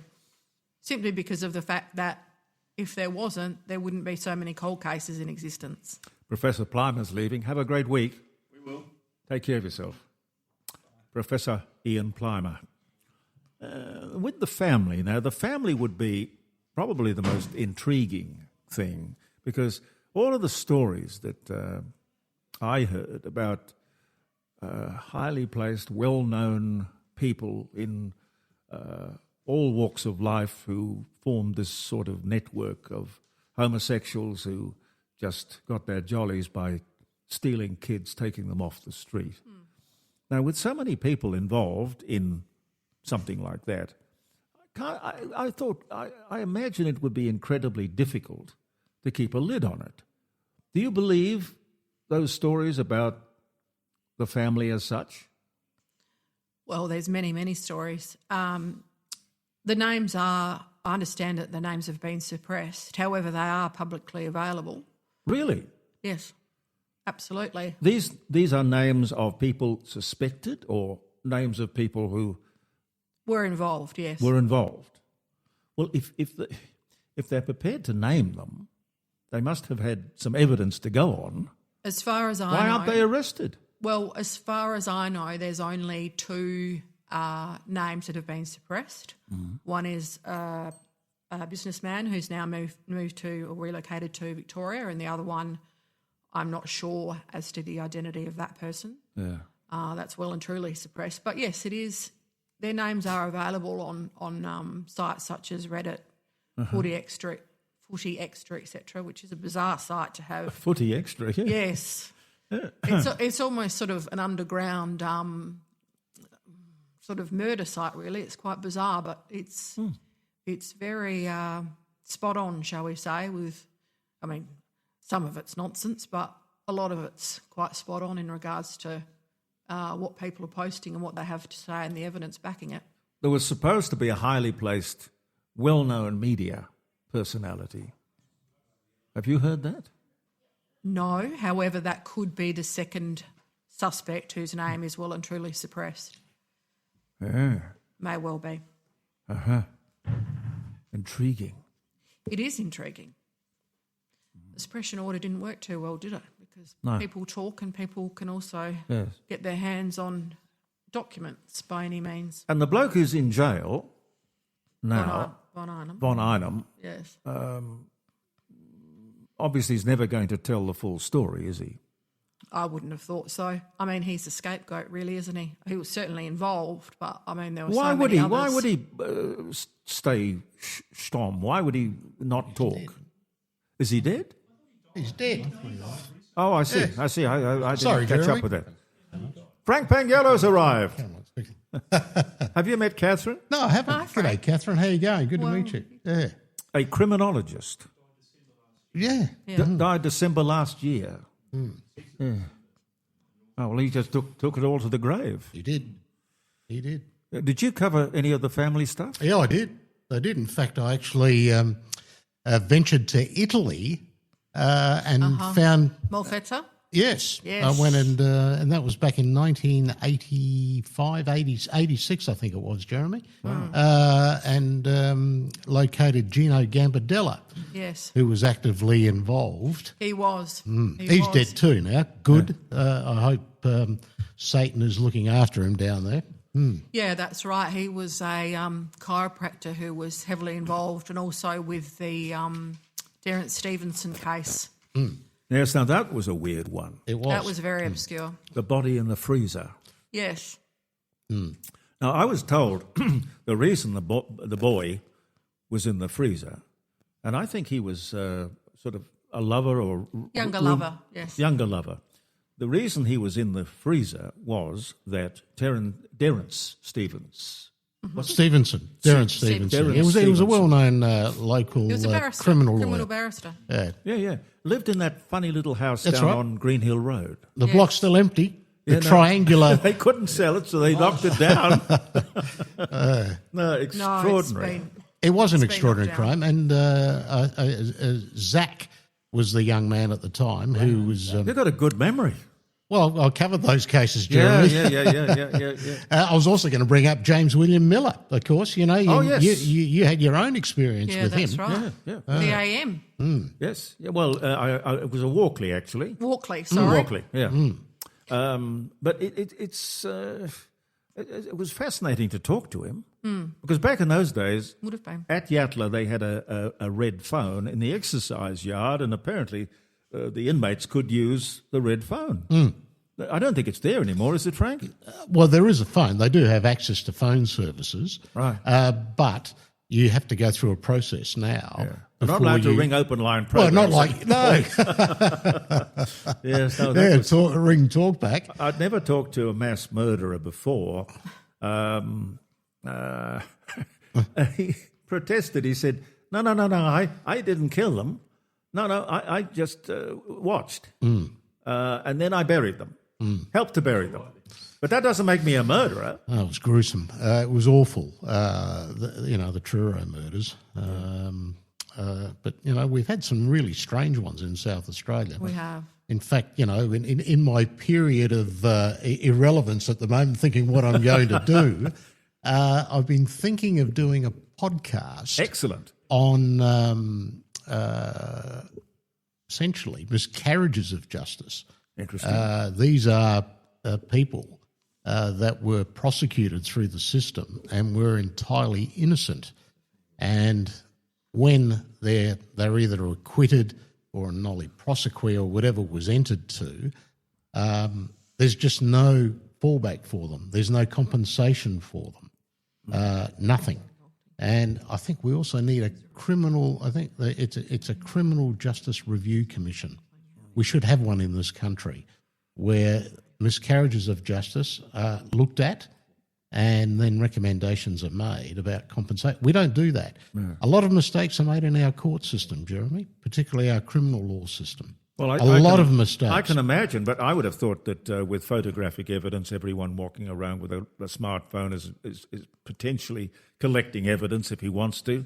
And then you've got all the forensic stuff, that it would be very difficult to commit a crime and get away with it, or to prove that somebody had committed a crime if he was innocent. No, but you also get people who get convicted on circumstantial evidence. Yeah. You just have to take a look at what happened to Henry Keogh. for instance. Yes. And the fact is that this state has covered up. I mean, this is probably, and I don't know if a criminologist would take an interest in this, but I just think it's one of the darkest stains on our system in Australia, in South Australia, was the fact that you had an unqualified forensic pathologist. Disgraceful. But how would that happen? How could you? That was disgraceful. They Get knew the job. but they knew it. That's the strange thing. The government knew he was unqualified back in the 70s, but they just still persisted with him, and they just covered it up. That's right, because they literally, according to the government, literally couldn't find anyone, so they had to make do with the con man. Yeah. So Henry, he's still alive, actually.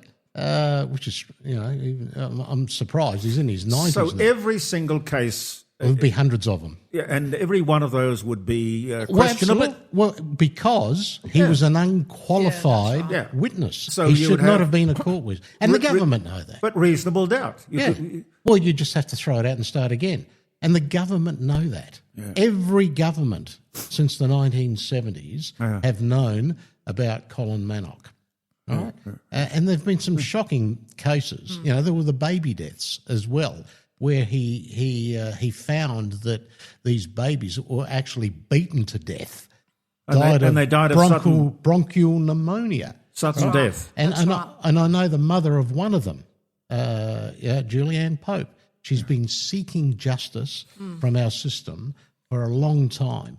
And the person is known to the police who was responsible for it, but they refused to go there because of Colin Manock.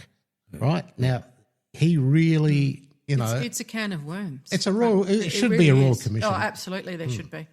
There should be a Royal Commission, but they won't do it because they're totally embarrassed. And this gives you an idea. If in a state like South Australia, in a country like Australia, we have a criminal justice system that allows, a flawed expert to give evidence. And there are the most eminent people in the world, forensic pathologists, who have been scathing, not just of Manock, but also of the South Australian government. But there they go. They, it's just, nothing's happened. They wipe their hands of it. It is, What was that case, I think, in Melbourne where a mother had 4 children die? New South Wales. It was New South Wales, wasn't it? And Folbig. That's right, and she protested her innocence. Yeah, for years. For years and years and years. And then they discovered, I guess it was forensic medicine, determined that these children forensic had science, yes, that's they right. They had a flaw, a genetic flaw. But defect, that's right. How long did she spend in jail? Oh, I think it was, I'm just trying 20 to think. years. Nearly 20 years. Yeah, I remember decades. it because when I was working for decades. Today Tonight in Sydney, we were covering the case when it happened. And she's still chasing compensation. This gets back, and I don't know what your thoughts are, but again, I've been calling for a criminal review commission in Australia where people, can actually challenge these determinations by a court if they feel there's been a miscarriage of justice. This is a classic case. Yes. And there have been so many that I've come across, Jeremy, across my desk. Adrian Drummond is another one. Sadly, Adrian died about 6 months ago, still protesting his innocence after he was released on these terrible. It was a terrible prosecution case against him, and then they had to release him. But then the government and the DPP hide behind noli prosequi, right? Oh, okay. If the conviction is stood aside, there's still an opportunity for us to go back and do them again, which is what they've done to Henry as well. Yeah. And that's their way out of the whole thing. But we need an independent body that investigates these cases where people can go without having to spend a fortune or rely on, the goodwill of prominent lawyers and others in the community that sort of take an interest in their case. I mean, that's what happened with Henry, right? If it wasn't for the fact that we at Today Tonight and Graham Archer took an interest in that case. Well, you were fundamental in getting him exonerated. Well, he hasn't been, because... Didn't they give him $2 million compensation? Yes, they did. they did. And, of course, Labor were vehemently opposed to that. And when we had a parliamentary inquiry, which I was on, the police commissioner still calls him a suspect in the case. You have the current Attorney General. You had Tom Koutsantonis all accusing him of being a murderer when the evidence isn't there. And the fact is, and this is the kicker, and that no one wants to acknowledge this, that when his Honour Chris Kourakis was Solicitor General for South Australia. Interesting man. Yes, he is. But he himself commissioned an independent report from a renowned forensic pathologist into the claims that were put by Keogh's lawyers. And I've seen the report. I've got a copy of it. Yeah. And the report says no murder was committed. Why did you believe? He sat on it, but he sat on that Well, that's for nearly 9 years. 9 years. And it was only because Mari Shaw, KC, stumbled across it while she was preparing a case. And, of course, you then had to set aside the conviction for it. But when you read that report, and I read it in great detail, no murder was committed. Of course, Manock made it all up. Why did you and Graham believe so sincerely in his innocence? Well, simply because, firstly, it was a circumstantial case. And then we knew about the history of Colin Manock. Yeah. And when the facts were started to piece together, you could see the holes in the prosecution's case, that the evidence simply wasn't there. And Manock's assertion that Anna Jane Sheeny was drowned because Henry allegedly gripped her legs and held her under the water was ridiculous. Pulled the legs up, which forced the body to go down under the water. And of course, the evidence was about these bruise marks. Yeah. And this is another thing in that independent report where they say that that should never have been allowed into evidence, and that if they had, and in fact, the independent analyst in his report to Kourakis suggested to him strongly that he conduct this, what's it called, Isidrium, or I can't think what it is, conduct this test on this tissue, you will find that there was no bruising, right? And they sat on that for 9 years. And the Labor government at the time knew about it, all successive people, and what happened? But how do you drown in the bath? Well, how? I don't know. You can ask Whitney Houston. Matthew Perry drowned in a spa. Yeah, but it's either drugs, That's right. drugs, alcohol, or it could be some natural phenomenon. Right? There were so many variables in this, and that Manock had seen a case in the UK in Bath or somewhere where somebody had allegedly done this, so he decided, this is what happened here. But that is a real big bad blot, Jeremy, on our criminal justice system. And so it is just the worst. For us ordinary people who depend upon, never really getting into trouble because the guys in the white hats will see to it that justice is done, and if you didn't do anything wrong... The white hats? Yeah. The wigs? Well, no, I'm... The barristers' wigs. White hat. White it sounded hats. so you're going to be taken away. The bad guys wear black hats. The good guys wear white hats. Okay. Cowboy hats. You haven't seen enough westerns. Cowboy hats. Hang on. Yeah. Well, we rely upon the fact that none of us is going to be convicted of a crime we didn't do. But, just talking to both of you and around the table, I'm scared. Well, Jeremy, it's not even crimes, right? It can be who is believed, right?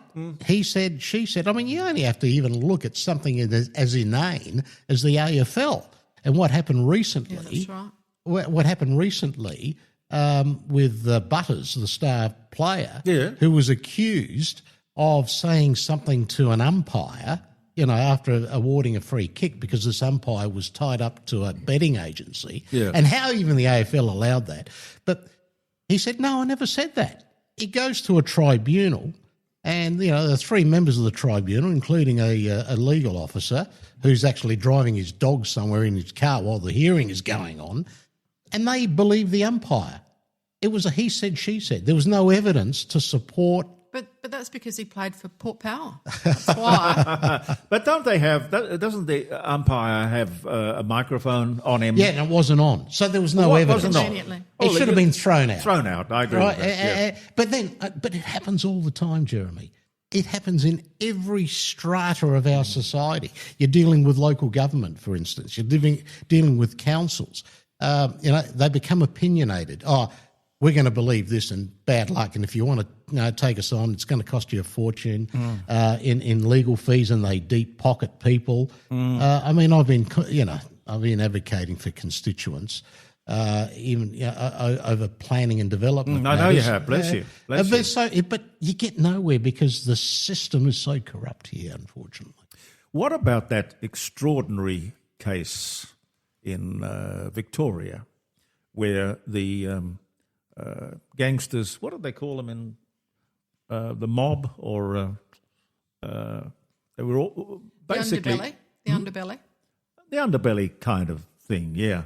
And she was yes, a Lawyer barrister. Lawyer X. Yeah, Right. with Mockbell and all those guys. So she supplied the police with all the evidence. And it was illegal. And it was totally illegal. And this is what I'm saying to you, Jeremy. Our criminal justice system is full of corruption around the country, even here. Why would the police allow themselves to be compromised by letting the barrister give inside information about the cases that she was working on?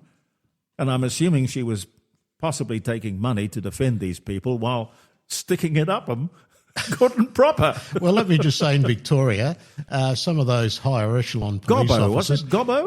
Gobbo, are basically bricks with ears over there, police. I'm sorry. They are. Right? But we had that problem here in South Australia too for a long time. Yeah. That's why a lot of these cases have unfortunately not been progressed. Well, they don't expect... They've certainly been cleaned out now, though. Yeah, but they don't expect to be caught out. This is the thing. They think it's so secret. There's some type of legislation that might protect them from any of this information came out. I mean, this is what I found when I was running my inquiry into ICAC here. A lot of people weren't able to come out in the open and talk about their miscarriages of justice because of this draconian ICAC law that I helped reform. They couldn't talk about it. Because Ridiculous. if you did, you were going to go to jail. Ridiculous. And, of course, it just suppresses everything. So why have an ICAC in that case? Well, we do need a watchdog, okay? Oh, we but we do. Not if you're going to hamstring it and hog tie it. Well, the thing is, they can't be found to be corrupt themselves, right? And this is what my inquiry found, right? They break the law, like police, like what happened in Victoria, And, you just go back through the history of this country. I mean, and we covered this, Jeremy, when I was working for you, right? The Lindy Chamberlain case. Oh, my which God, was yes, very active. I mean, the moment we mentioned Lindy Chamberlain on your show, the switchboard would light up. Right. It was such a such divisive. derision, And I covered that as a journalist, the Lindy side of it, because I spoke to forensic experts in New South Wales, Professor Barry Botcher and those, who were saying, hang on, there's no forensic evidence that supports the fact that there was a blood splatter in the car. It wasn't blood, it was some sort of rust preventative. Yeah. And this woman was... She was vilified, and she'd still be in jail terrible. now if they hadn't found the police suit. Yeah, it's awful. It's awful. This is what I'm That's talking horrific. about. Yeah. Miscarriages of justice. It's a good podcast. My God, yes. But how many people do you both reckon would be in jail now who didn't do it? That's impossible to It's answer, impossible really. to say. Is it a worrying proportion? I don't know whether it's worrying. What is worrying is the significance of those cases of what they are. I mean, some are pretty clear cut, and people obviously committed it, and the DNA evidence or whatever shows it. But there are cases. Honestly, there's another one right in South Australia where Graham Archer covered this extensively. It was a love triangle, right? And this person ended up being a tetraplegic as a result of... What's that? Well, basically, I think he could only just move his eyelashes and whatever, and it was terrible. He was attacked by the lover, his wife's lover and whatever. But anyway, they managed to convince police that the tetraplegic person was the one that actually tried to murder them, and he was charged with the whole thing. But now that's been overturned, right? Again, because there were people out in the community that were prepared to question the prosecution process, the police case, and, of course, it was found that it was the other way around, and so those people have now been charged. But this is, again, I come back to having why we need this, Criminal Cases Review Commission. We need one in the country, whether you have a federal one or you have one in South Australia, because there are people that do go through the system who are totally innocent, do not have the financial resources to be able to prove their innocence. They don't have access to brilliant criminal barristers that are able to, state their case, and they have to cop it and go through it. The late Adrian Drummond is a classic case, and I really feel for Adrian and his family. What he was accused of doing, and it was just there was no evidence to support it because police want to make their case. When they, when they get a bee in their bonnet about, he did it, they go after that. And that's what they did with Lindy Chamberlain. I know that, right, because I covered the Lindy Chamberlain case from the day the baby went missing because it was broken by the Adelaide News, the story. And I know what went on in that case. Anyway, it would be in my memoirs, Jeremy. No, the podcast. Podcast and my memoirs. Can I say, Frank, I absolutely agree with what you're saying. However, I also, obviously, I'm coming from the perspective of the cold case, and unfortunately, yes, the police make their case, but then after a certain period of time, obviously the case goes cold. So, for example, Gus Lamont's now gone cold. William Tyrrell's certainly gone cold. I mean, that's been years. Now, I guess we're at the stage in South Australia where a lot of these cold cases, unfortunately, the people associated with them, such as Leon, Rihanna's father, Rihanna Burrow's father, who I've spoken to, and Kazzy, Daniel Shepherd's sister, and other people involved in the cold cases are now getting to the stage where, they're in their latter years of their life. And unfortunately, I don't know if these cases are sitting on the police shelves until someone such as me or yourself come along and say, let's have a look at this.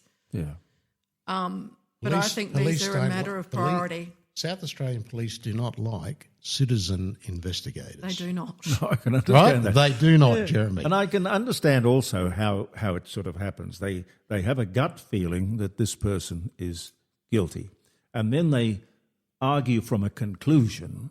Yes, and work backwards. Make the pieces fit. Yes. I mean, there are shocks. Emily Perry. You go back to Emily Perry. Oh, wasn't that interesting? Well, it was disgraceful. It was absolutely disgraceful. And I knew Emily. I interviewed her. Yes. And so did Ken, I. her husband. Yeah, we did. And I think we had them both in the studio at one time. And it's almost like the Folbig case, right? Circumstantial. Oh, right. There were people in her life that died under mysterious circumstances. But she must be guilty. And then, I was working for the news at the time, and, they were, the senior executives in the paper were always joking that it was a bit like, what was that movie, something Lace? Arsenic and Old Lace. Arsenic and Old Lace, right? And these guys... I'm too young to remember that. But these same journalists I was working with are drinking with the CIB cops that were investigating the case. And, there's this interaction, there's no independence in the whole thing. And, it was just... And you had Ken Perry, who was pleading. She didn't do it. the cleaning the pianolas Yes. was my hobby, and of course they put rat poison in there or whatever. Have you got a pianola? No. Have you bought one? I haven't bought a pianola. That's one thing Jeremy doesn't have. I saw Put this that with the cars. pianola. I saw this fabulous one. Actually, I know I'm diverting you. But I saw this fabulous one. Peter Caldecott from Channel 7. Oh yeah, at his home on at Blackwood. He's got magnificent pianola. And then we started talking about the Emily Perry case. And of course, they do put rat poison in there, just like we put baits now in our sheds and whatever. Because it's a pedal thing, and it's got bellows in it, has it? Or am I thinking of an organ? But it's also a place where rats and mice can breed and whatever, and But anyway, Ken Perry saying no. She didn't do it, and Emily was she was a lovely lady. Didn't she have 5 husbands who all died of arsenic poisoning? No, they weren't husbands. There was a brother. There was a brother who apparently he drank DDT, a bottle of DDT. I don't know what happened there. There was a husband who was in Victoria that died as a result of it, and I think there may have been a third one. But again, it was just one of those coincidences that happened, like Folbig, right? Yes. But who was going to help Emily? No one at the time. No one. Right? No one. No. But she got off, though. Nolly Prosequi, right? They didn't want to take... But they could come back and get her anytime they liked. And again, that common denominator, Colin Mannock, right? Yes. This is what I'm saying. That really is you should ask, Jeremy, if you ever have judges or whatever on here, or retired judges, why don't you ask them about that, right? It's the biggest blot on our criminal justice system, and even they quietly know. They knew. But wouldn't it make, and who would have worked on so many cases, it would have to be that all of those cases were tainted. Hundreds. And therefore, you'd have to let them go. Hundreds. Yeah, that's right. It's Pandora's box. Where would you begin? I mean, it's an absolute mess. It's disgusting. But in regards to Peter Caldecott, now he's a criminal lawyer, isn't he, Frank? No, that's his cousin, Craig. Peter is a reporter. He's a very experienced reporter at Channel 7. Yes. So I think Craig was in the chambers, Nelson Chambers in Victoria Square, when Kevin Borick QC, I know that Marie took over from Kevin when he retired. God bless him, God rest his soul. He was absolutely adamant till the day he died that Henry Keogh was innocent. And he told me he spent so many hours over and above what was expected of him. He did. Honestly, working his guts out. He was involved in the Darren Stevenson case because Kevin was he was a good mate of Darren's. Yes. What about the case of Peter Liddy, the magistrate? Now, he served his time and they won't let him go. Is that kosher? No. And look, I've got no sympathy for Peter Liddy. And again, it was one of the cases that we investigated on Today Tonight. Now, a lot of people would often ridicule our program and never realise... I thought it was a brilliant program. No one would ever realise the breakthroughs we did. And it was because of the child abuse stories, including the Liddy one, and Munro. that led Tony to the Munro, Mulligan, who's just been released as well. That led to the Mulligan inquiry. But this hard line that governments, particularly the Labor government and Kai Ma, are pushing about the release of prisoners after they've served their time, and you would probably agree with it, it actually renders the judicial system, or paralyses it, because, well, hang on, what's the point of us setting, non-parole terms and jail terms that you're not going to keep, because of political expediency? And this is all that it is, right? I mean, he's been, analysed by experts that say he's not going to be a risk or whatever. He's in his 80s. He served his time. His reputational damage, everything is gone. Compensation's been paid. Do you still have his guns, by the way? He might come after him. I don't think so. I know who has. Oh, right. But that brings up an interesting point, that if the government does decide to tighten the gun laws, I think what are they saying, that you can't have more than 4 guns? Well, that was a collection of about 20 of the most beautiful, rarest, 45 Frontier Colt action, single action. I actually put them on. Ah. Yeah. I felt like, who was the shortest cowboy? Hop along, Cassidy. No, the shortest cowboy in Western history would have been Alan Ladd. Alan Ladd. Who had to walk in ditches. Well, yeah, I guess. You've got to watch out for the mud holes when you get off the horse. But I just want to go back to the Liddy thing, right? So you're basically saying you're totally changing the judgment. And again, that could be challenged by the High Court, and somebody may well do that. Yeah. You're challenging the whole judicial system. But if you're going to keep somebody in there until the end of their natural life, well, you might as well bring back the death penalty. Yeah. Yeah. Anyway, not that I want to see that. No, but if they do bring in the law that says you can't have more than 4 guns, that will probably cost the government $3 million. Well, it ain't going to happen, to buy Jeremy. those back. Well, it won't happen, particularly in South Australia now that One Nation and the Liberals and Sarah Game virtually control the Legislative Council now. Yeah. So that won't happen. It won't get through, just like the fracking bill won't get through the upper house. I think that I think the only way that it would get through is, heaven forbid, if we had a similar event here as they had in Port Arthur. I think that would be the only way it would get up. Yeah, but then again, it's not the gun that is the problem. I mean, in the case of Bondi, it was religious hatred. Yes. And look, people, if they want to kill, the motor car can be a murder weapon. Of course. We've seen that in Victoria. Yeah, bombs, axes, hatchets, anything can be used to kill. So you've got to look at why the person wants to be violent, why he or she wants to go out and kill. The weapon doesn't seem to me to be terribly important. I guess it's a difference, though, isn't it, between mass murder as opposed to... Can I get you a glass of wine? No, thank you. Okay. I mean, I don't know whether Frank, would you like a glass of wine? No, thank you, Jeremy. I've got my coffee here and I'm about to dip one of your butternut snaps. Do it. They're great. Thank you, Gary. I don't know whether you knew about the Clifford Bartholomew case. Now, the Clifford Bartholomew case was a very interesting one, Jeremy, and it actually happened in the first weeks or days that I actually joined the news when I was a kid. Yeah. He killed 10 members of his family. Whereabouts was this, Frank? Oh, is it down south? It was in... this was on a on his isolated farm. property. On his That's property. right. I 10 remember that. members And then he killed of his himself, family. I think. No, he didn't. Oh. No. He was charged. He served 25 years and then was released into the community. 10 people he killed? 10. Yeah. Didn't mess around, did he? No.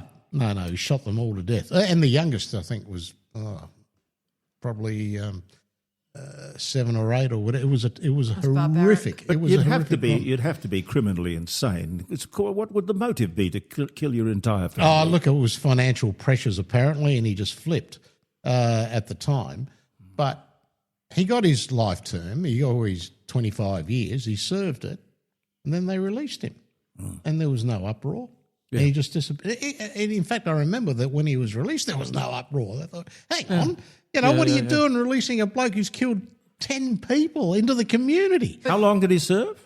I think it was 25 years. 25 years. But is that because the lack of uproar was perhaps because of the lack of media? Because I know certainly with Munro being released only a few days ago, there's certainly been an uproar in regards to that. Well, we're talking about the days, his release, when there was no social media for a start, right? You didn't have your citizen journalists and, all those commentators or whatever. You just had newspapers, radio and television and, nobody, bothered to arc up about it. No. Imagine that today. You'd never get away with it. He wouldn't be released. No. Nope. And he just disappeared and no one knew what became of him. He's out there somewhere. No, he's dead now. Oh, it was reported when he had died. Yeah. But there you got a classic case there. Where a mass killer. What's the most famous case? Is it? Well, I suppose it would be the family, or maybe the bodies in the barrel. I would say Bodies in the Barrel. Snowtown. Snowtown. Yeah. Certainly because there was a movie And made Truro. of it by Truro, by Kurzel. And that did, I believe that movie did gain some notoriety overseas as well. Oh, it was horrific. Well, people. But the acts were horrific. Your specialty of true crime, is that what you call it? Yes. True crime. It is obviously a very, very hot Interesting. topic. Absolutely, it is. Yeah. You look at the Absolutely. number of movies that are made about crime. And the podcasts. Oh, the podcasts are exploding. Have you got a Absolutely. podcast? No, I don't. Well, you should. I'll have one with Frank. We'll do one together. No. Yeah, we could. And look, there are so many of them. There are so look. There's an appetite for them. We were talking earlier about the fact that CBS, the radio network in America, has closed its doors. Well, will on the 22nd of May. That's right. Now, we'll close their doors because the advertisers have gone to podcasts, the talent's gone to podcasts, the audience has gone to podcasts, 700 radio stations closing the doors. So it doesn't portend well for terrestrial or conventional AM, FM radio in Australia either. Well, No. Jeremy, I think radio is still the cockroach of the media industry. Well, we Right? I think it is. We did adapt well. Yeah, and it will continue. And look, the immediacy of radio, you can't beat that. And a lot of these podcasts, I mean, you have to have time to listen to them. You're not going to listen to them. You're not going to binge on them. You probably turn on if you're driving into work or whatever. And radio's a lot more interactive as well. It is. I mean, you have callers. Yep. Well, who are you going to get your podcast through? Are you going to do it with Ozcast?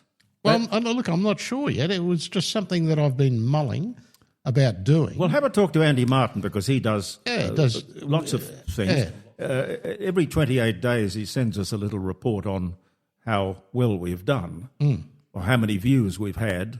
That's from the garage and the table here.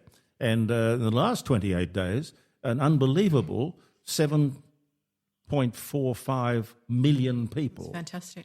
Well, I don't know how they find us. This is international. So that's the whole people shooting match. And it's the magic. It's the magic of the internet, isn't it? And social that's media platforms and whatever. We underestimate it, I think. And there are no laws, there are no regulations, there are no licenses, none of that yet. That probably I'm sure Jim Chalmers is probably looking at it. Oh, yes, he'll be looking at everything. Huh? Say it again? He'd tax it. He'd get taxed like everything else. We've got to just track down Pauline Hanson. Have you tracked her down, or is she still in the air? No, she's in her car driving, I think, from... Yeah. So we'll do that. Can you guys stay? Yeah, sure. And it was a fascinating poll today. Yes. Oh, yes. Hello. Hello, Pauline. Is that you?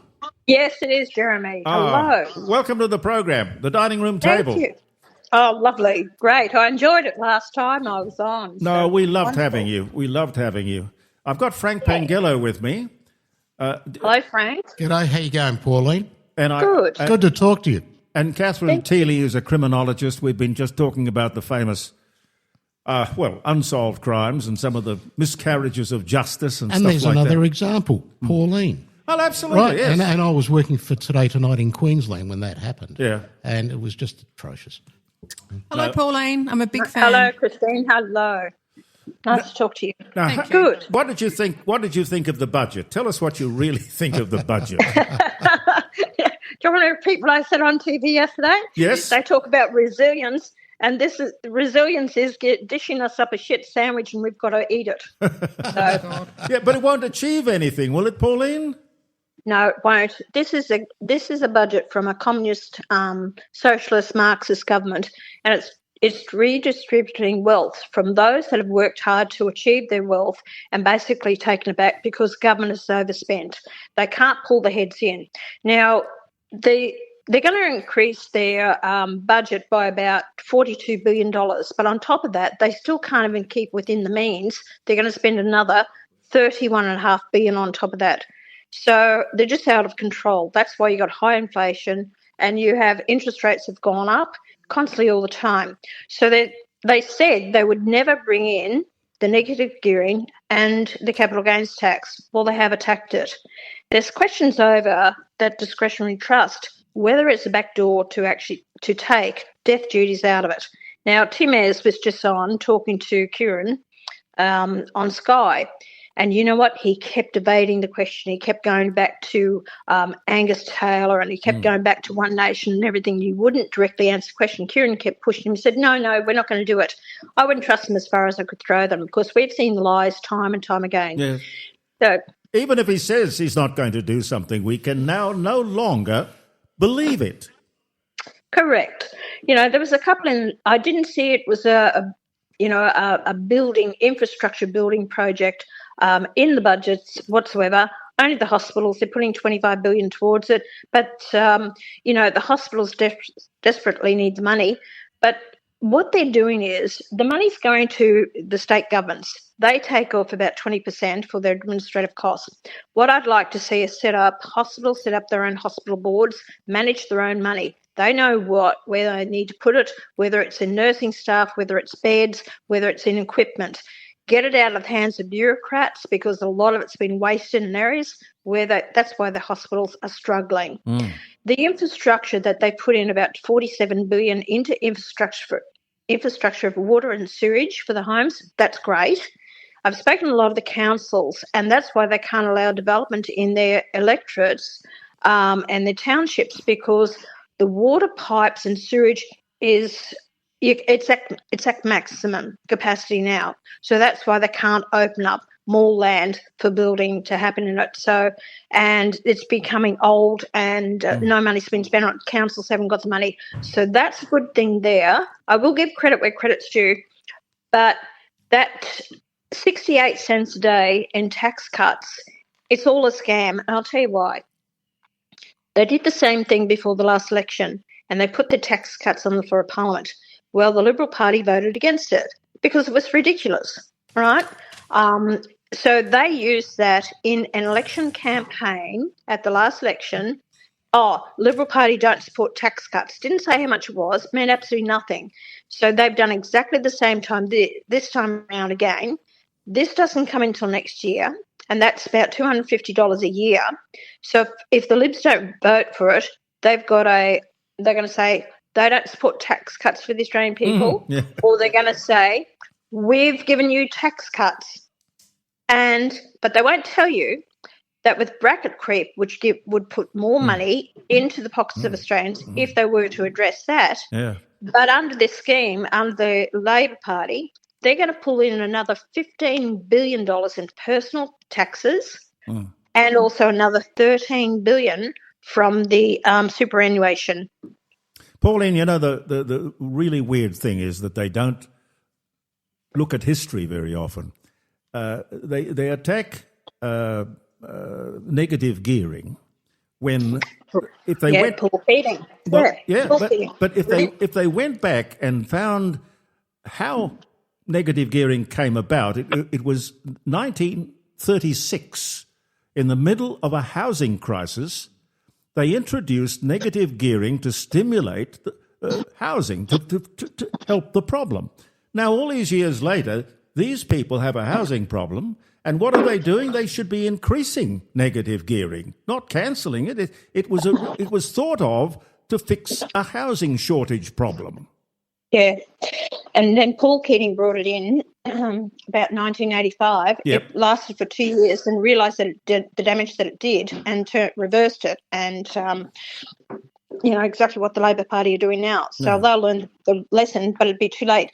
You've also got to consider that it will be stopping the younger generation getting into houses as well. So young ones are still living at home with their parents. So given an opportunity, they're not paying rents. So to go and put their money into a house, and if they can rent it out, negative gear it to help them, then eventually the loan's getting paid off. And when they raise more money, save more money, then they can actually then go and move into that home. They've cut that all, they've stopped it. Capital gains tax, if my generation, that to me, you actually went without everything. You saved the money. You got into properties to provide for yourself in later life. And now they're going to hit it more with capital gains tax. You pay the taxes all the way along. When you build a new home today, it's about 40 to 44% is taxes on a new build. And then it's stamp duty if you sell anything. The government's got their fingers in the pie. The amount of money they're taking, the councils, the rates, all this, and all the climate change regulations, all the restrictions in building a house. And I'll tell you now, then putting in the building codes that if you build a house, you have to make it NDIS compliant. Wider doorways, ceiling fans for climate change, double glazing on windows, ceiling fans in every room, and a bathroom now is going to cost you from $16,000 plus more to put in this compliant bathroom. It's ridiculous. And you know, they tell you, what they don't tell you is that 50% of the cost of building a home is government charges and taxes, which they could remove today if they wanted to. That's what I just said, but they're not doing it. They're not addressing the real thing about lack of housing. And we've only had this housing crisis since this Labor government has been in here. Why? Because of mass migration, supply and demand, driving up housing prices. True. They've created this crisis, not the previous government. I've been in there for 10 years. There was never a housing crisis under the Liberal coalition government. It's only been a housing crisis under this government. I wish people would wake up to that and realise how they've been scammed and lied to, and you know, they've caused the problems in this country, and with all their climate change BS. Frank Pangallo here, Pauline, and well done on your performance in the South Australian election. Thank you. We're delighted. Yeah, I'm not. I didn't get elected. Frank didn't get elected. Look, this is what I take away from this budget. It kills aspiration. It absolutely kills aspiration. And it couldn't be made more clear than what the founder of Boost Juice put out there. And it's just taking away that incentive, particularly for young people, whatever. So I'd like your view on that, and also your view on what Angus Taylor put up about taking away benefits from non-Australian citizens, and I'll explain, because I can see unintended consequences here, Pauline, for some people who've lived in this country. In fact, I know them. I know people that have lived in this country 50 or 60 years. They came from the UK as 10-pound poms, but never bothered to take out citizenship or whatever. But they paid their taxes. They worked their butts off. They did everything. And now you're saying if you're not an Australian citizen, you're not going to be eligible for a lot of these benefits. I can see the ones they are targeting, and the Liberals are targeting, and I agree with that, the ones that just come in and just expect the handout almost immediately. But there are the unintended consequences, Pauline. Frank, you're spot on, because I've been involved in that with this family, and two brothers came out here in 1971, and they are British, but they have worked. They vote in this country. They actually have paid their taxes, run businesses, paid a lot of taxes here, but they haven't become Australian citizens. Now, if you're going to target these people who have contributed, I think it's wrong. As you said, they've been here for 50, 60 years. If he wants to target people of coming here, getting these benefits, and I think he's talking about 17 different programs where they're not going to be supported, pay for anymore. I think you've got to look at a time frame of how long they've been in the country. Now, on one part of it, I agree. You have permanent residents. You know, we've got 4.8 million people in Australia who are not Australian citizens. Now, a lot of people don't convert to get permanent residency in Australia, well, from permanent residency to citizenship. So that's the people that we're actually talking about. Now, when you have families here that have been here, then they want to bring out their aged parents to bring them out here and go straight on to the pension system or a health system. I have a problem with that. They have not contributed to our system. And we're bringing a lot of people that are coming into the country purely to get on the NDIS as well. Yeah. You could talk to Angus Taylor about that. I mean, surely he's just got to reframe it. He's going to catch up a whole lot of people he's not meaning to catch up, I wouldn't think. So you'd relate it to how long you've been a taxpayer in Australia. Yeah. Oh, look, correct. The budget reply speech, I mean, you've only got a couple of days to get it ready. So you could see that it lacked a lot of detail when he was trying to explain. Now, Pauline's doing her speech tonight. Well, I look forward to it. I did it last night. It was last night. I did my speech last night, just after Angus did his speech. I thought it was Friday. I missed that. No.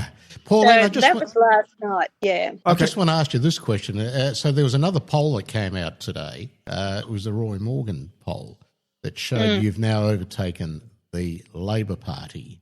And I think that's really significant because I haven't seen that in my lifetime. Congratulations, Pauline. I haven't seen that in my lifetime. And it just seems that more people are now swinging towards your policies and liking what they see, the more so. There's this talk there's this talk, Pauline, about a merger with the coalition, and I'm thinking, why would you want to? I'm not, Frank. No, it's not going to happen. I don't like their sheer arrogance, and I don't like their elitist attitude, and especially coming from it was Sharma, Hume, and Tim Wilson, and then you got the Braggs, and you got the Kovacic from New South Wales Senator. No way in the wide world would we do a coalition with them. I thought, just wake up yourselves, for Christ's sake. Who's doing the damage to this country? Labor, Greens, Teals, for Christ's sake. If it means us working together for the numbers to form a government, take it off the Labor, by all means. Do I want a coalition with them? No way in the wide world. So how does that work, Pauline? How do you work together without... How does it... Well, it just gives you the numbers to form government. You've got to have more than 76 seats in the Parliament lower house to form government. Yeah. Now, that means, say, if I have some numbers, they have some numbers, and those numbers will get us above the 76, then I say yes. Do we go to the Governor-General, and they have a letter from me saying I will give them supply and confidence to be able to govern. That does not mean I do not want ministerial seats, because once you're around the cabinet table, you have to agree with what they come up with. Okay, so I may not agree with their policies. For one, I don't agree with this net zero. I don't agree with the Paris Agreement. They are not intending to get out of it. Okay, so I will not be tied to their policies that may not be good for the country. So give them confidence, give them supply, no ministerial position, so I can still stand my ground on issues and tell them where they got it wrong, try to improve the legislation. So that's what it's about. But I've also put out to them, well, okay, guys, if I get more seats than you, will you do the same for me? It's gone silent. No. Nothing. Blank. I'm still waiting. I know that the electorate know what they're getting with you, Pauline, which is great. You open, frank, and you say it as it is. The problem for the Labor now around the country, and also even in South Australia, you've got a Prime Minister who has been caught out bullshitting. He's a bullshitter. Yeah. And if I had to interview Albanese on radio today, Jeremy, if I was still working as a journalist, first thing I'd say to him, Albo, you're a bullshitter. How can people trust anything you or your government say now? You keep lying. Yep. And I think, Pauline, lying just to get votes and get into government you need to make them accountable. And I see that the Parliament, I think we talked about it when I was here last time, Jeremy, the Welsh Parliament are making it an offence if a politician lies and they lose their job. And I think that's a good idea. Pauline, I had Adam Creighton from the Institute, Public Affairs Institute, on a little bit earlier today. And I said to him, look, Coles are in court. They're going to get hit with a $100 million fine for misleading the public. Now, how could it possibly be that Albanese and Chalmers didn't do exactly the same thing in going back on their word? He was asked 50 times or 100 times. He would not touch negative gearing, capital gains tax. I don't think even trusts came into it.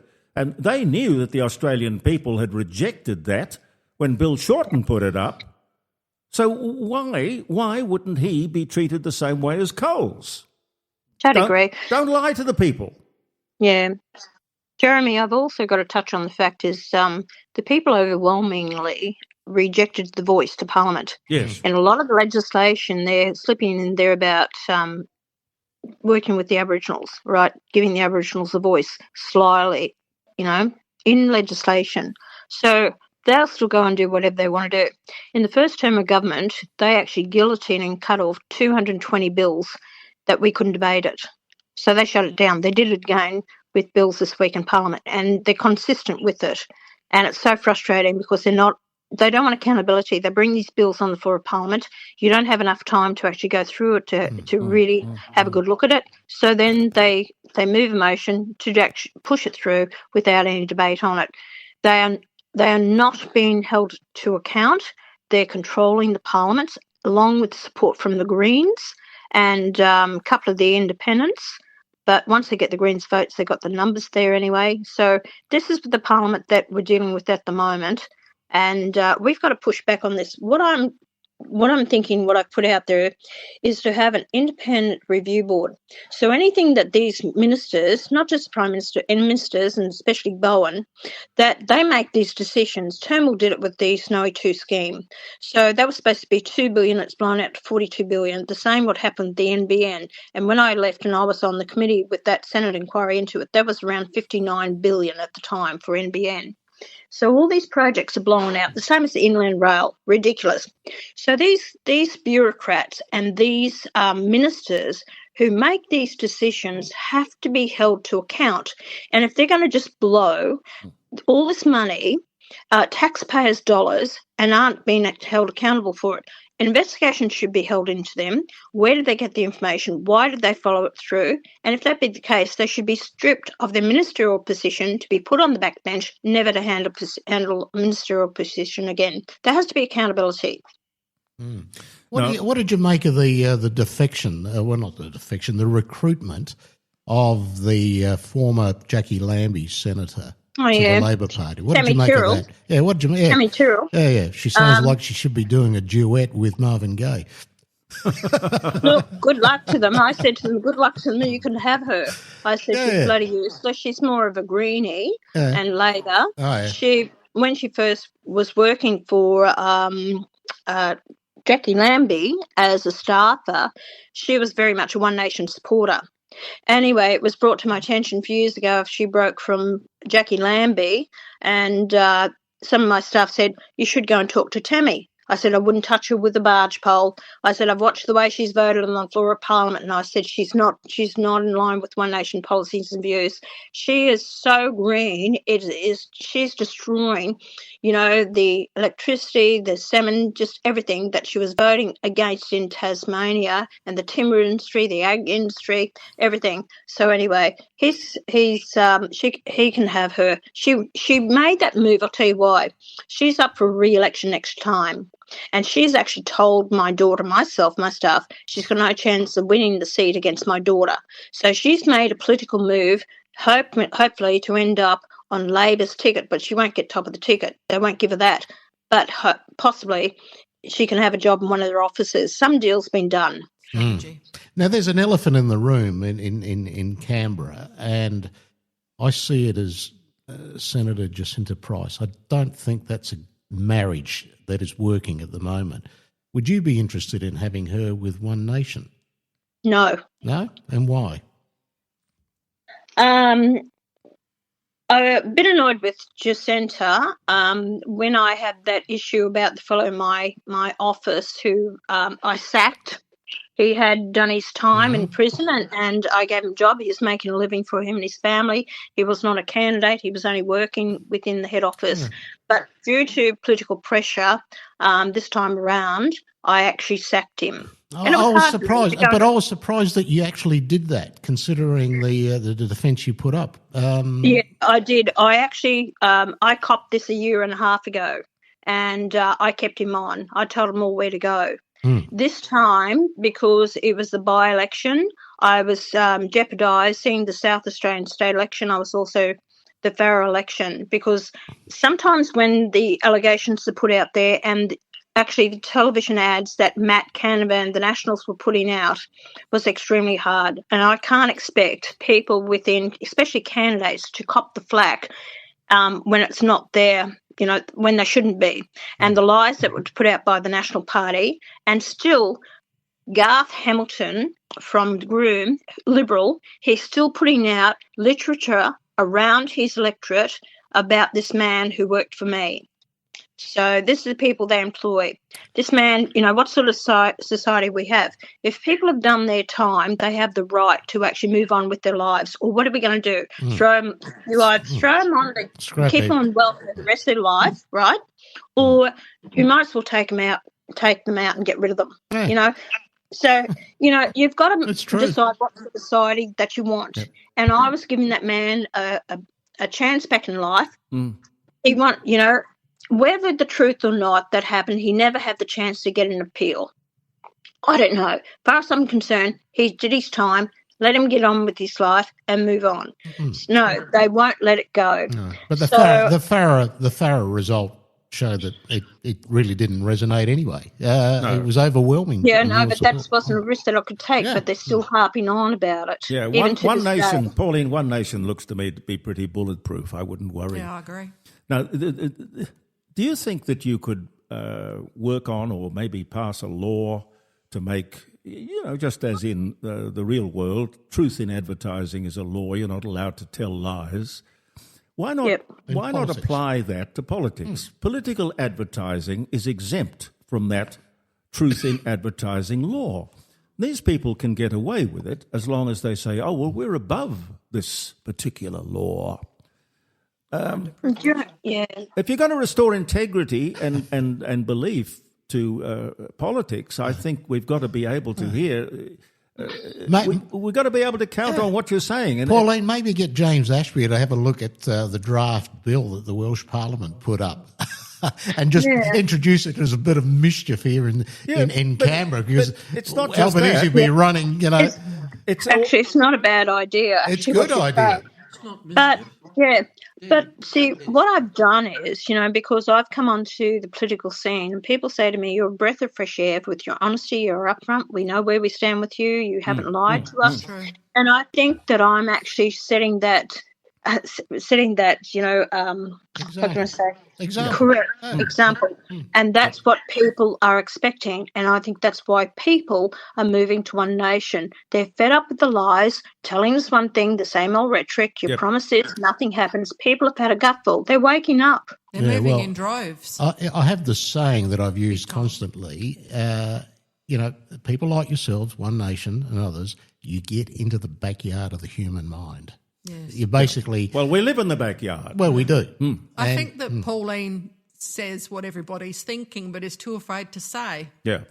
Well, now they've had enough, haven't they? Well, they're waking up. No, they're up. More than enough. Well, we in the Court of Public Opinion love Pauline Hanson. We do. And let's hope you hold the arrogant Malinauskas government accountable as well. I'm sure they fear you now because Corey will be doing that. He will. Corey is very smart, clever man. He's got a lot of years of experience behind him. And I tell you what, don't underestimate Carlos Quambero. No. Carlos is good. He's excellent. He's excellent. So we've got some Rebecca. good people. Rebecca is actually quite good. I got to know her during the election campaign, and I'm quite impressed with Rebecca as well. David Patton, he's another one that won't be pushed around. No, they're all pretty good, actually. I think they'll stand their ground. I gave them a good rev up. So Good. You've given us... Sorry, Catherine? Pauline, can I just say that my first vote at 18 was for your party. Oh, wow. Yes, and I was vilified for it. Really? I'll have you know, absolutely. In your peer group? Yes. Oh, what absolute rubbish. And now rubbish. I'm the tender age of 50. And I'd like to say that my friends and family have now got on board. But what I wanted to ask you was, just going back to the voice bill, do you think that now little Kimanjari, little baby, after her horrendous death, obviously this is something that I'm interested in with my profession. I know that there's a lot of talk now, especially on your page, which I'm following on social media, in regards to perhaps the living conditions and circumstances in the NT and obviously other places as well, perhaps may have been different had the voice been passed. What are your thoughts on that? No, not at all. Wouldn't have made a bit of difference at all. Look, they've had the voice in all these corporations, all their connections in Parliament. They get, 4.5 billion a year through the government, through the Prime Minister's cabinet. So that's how much money they get. The money's been poured into it, and what's happened over the years is the nepotism. And they can't run these organisations. No. They're treated totally different as a corporation to any other Australian corporation through ASIC. Yeah. So there's no investigations, there's no accountability, there's no reports. It's all nepotism. It's run by people who shouldn't be in these departments. They keep asking for more and more money.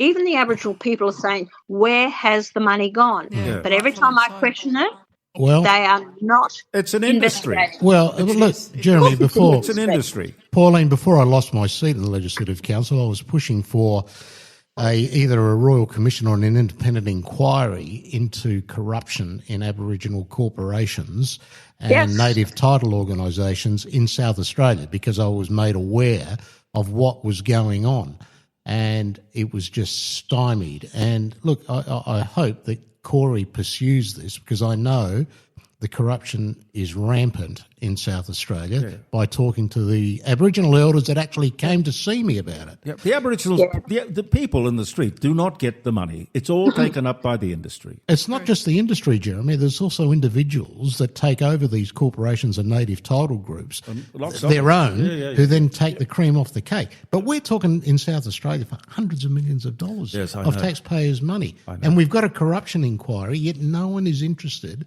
in accountability. There's a corruption inquiry at the moment going on. And no one's interested in following up charities. Charities earn $200 billion a year, and no charity has to declare how much of the money collected goes to the cause. You know, it can be... Well, there's some of these Muslim charities that are a bit questionable. Well, look, all charities, unless they can publish a statement as to how much of the money collected goes to the cause, and then you can give with confidence, I'm assuming. But they don't have to do that. The law doesn't provide for that. Pauline, you've given us so much of your valuable time. Thank you so much. My pleasure. Thanks for having me on, Jeremy. Thanks, Catherine. What's the next hurdle? Victoria. Victoria. Yes, it is. Yeah, it is. Victoria's elections down there, we're getting a lot of interest from people. We've had about 900 people apply to be candidates for One Nation. Wow. I'll be doing tours through Victoria, and I want to try and get down there as soon as I can. We did very well in the by-election in Nepean a couple of weeks ago. Yes. So we got 25% of the vote there. Last time it was under 4%, about 3.5%. So we increased the vote there and did extremely well. So the people are screaming out for change there as well. So, no, it's going to be another test case for us. Well, look, I know I mentioned it to you before when you were here at the dining room table, but do give some thought to the idea of making inflation tax deductible, because that would scare the life out of the government. They're spending that. If they're going to tax us on profits that we make, we should be able to claim the losses caused by government spending and other things. It would scare them. It would really put a lid on inflation, because they wouldn't be able to afford to keep it going. Yeah, what you're saying does make sense, but how would you police it and how would you actually cost it out? That would be another arm of bureaucracy, Pauline. Yes. No. I want to get rid of them, Frank. Oh my God! We've got 2.5 million bureaucrats, including politicians around the country. It costs them $250 billion. Christ, I want to cut it. Can you do anything about that? Can you unravel that? Yeah, of course you can. Push can. God you know, bless I've you. made my policy to get rid of the climate change department. That would go. Yep. That's $50 billion. The politicians, we don't need as many politicians as we have. So that can be addressed as well. Well, so, they wanted no, more. No. He wanted more seats. More Yes, federal he did. seats. They did. And they came to, and you know what? If we increase the Senate seats, another 2 in every state, you know who would actually benefit from it? Myself, One Nation. But I told them before he came in, they were pushing it because they wanted my support. And I said, no way in the wide world. And I said, this is just another grubby grab of taxpayers' dollars. And I said, I am not going to support it. It would be beneficial to me. But I said, no way in the wide world. So I pushed that line. Now they've backed away from it. The Libs didn't say anything about it. I think they would have gone along with it. But because I did push back over it, that's why they backed away from it. Can I just get back to locally? Would there be a move to get Corey into the House of Assembly here in 4 years' time? Look, that could be a possibility. All right. So anyway, that's the House of Assembly needs. I have to say, the House of Assembly needs him to take on Peter Malinauskas and Tom Kitson. Correct. Right. Totally agree. Frank, I'm always strategizing. I'm always looking further down the track, and this is what politics is about. Well, God bless you. You have to see where you're going to take the party. God bless you, Pauline, and keep at it. We really need you. If ever we needed you, we need you now. Final word. Thank you, Tim. Pauline. Yeah. All the best to you. Final word. Thank you very much. Don't change the thing. Oh, what? All right. Thank you very much for taking your time to speak to me, but it's beautiful being part of your show. Thanks, Jeremy. Pauline Hanson, thank you so much. Thank you.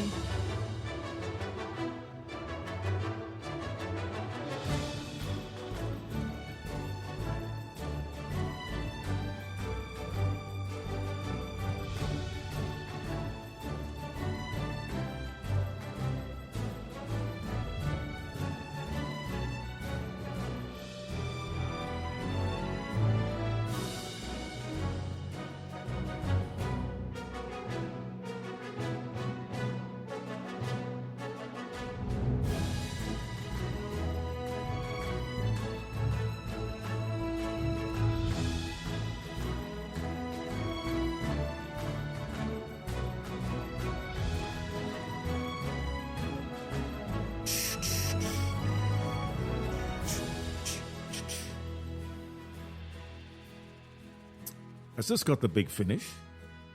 Or is this it's going to go out with a whimper? You're playing the whole lot, are you? Oh, no.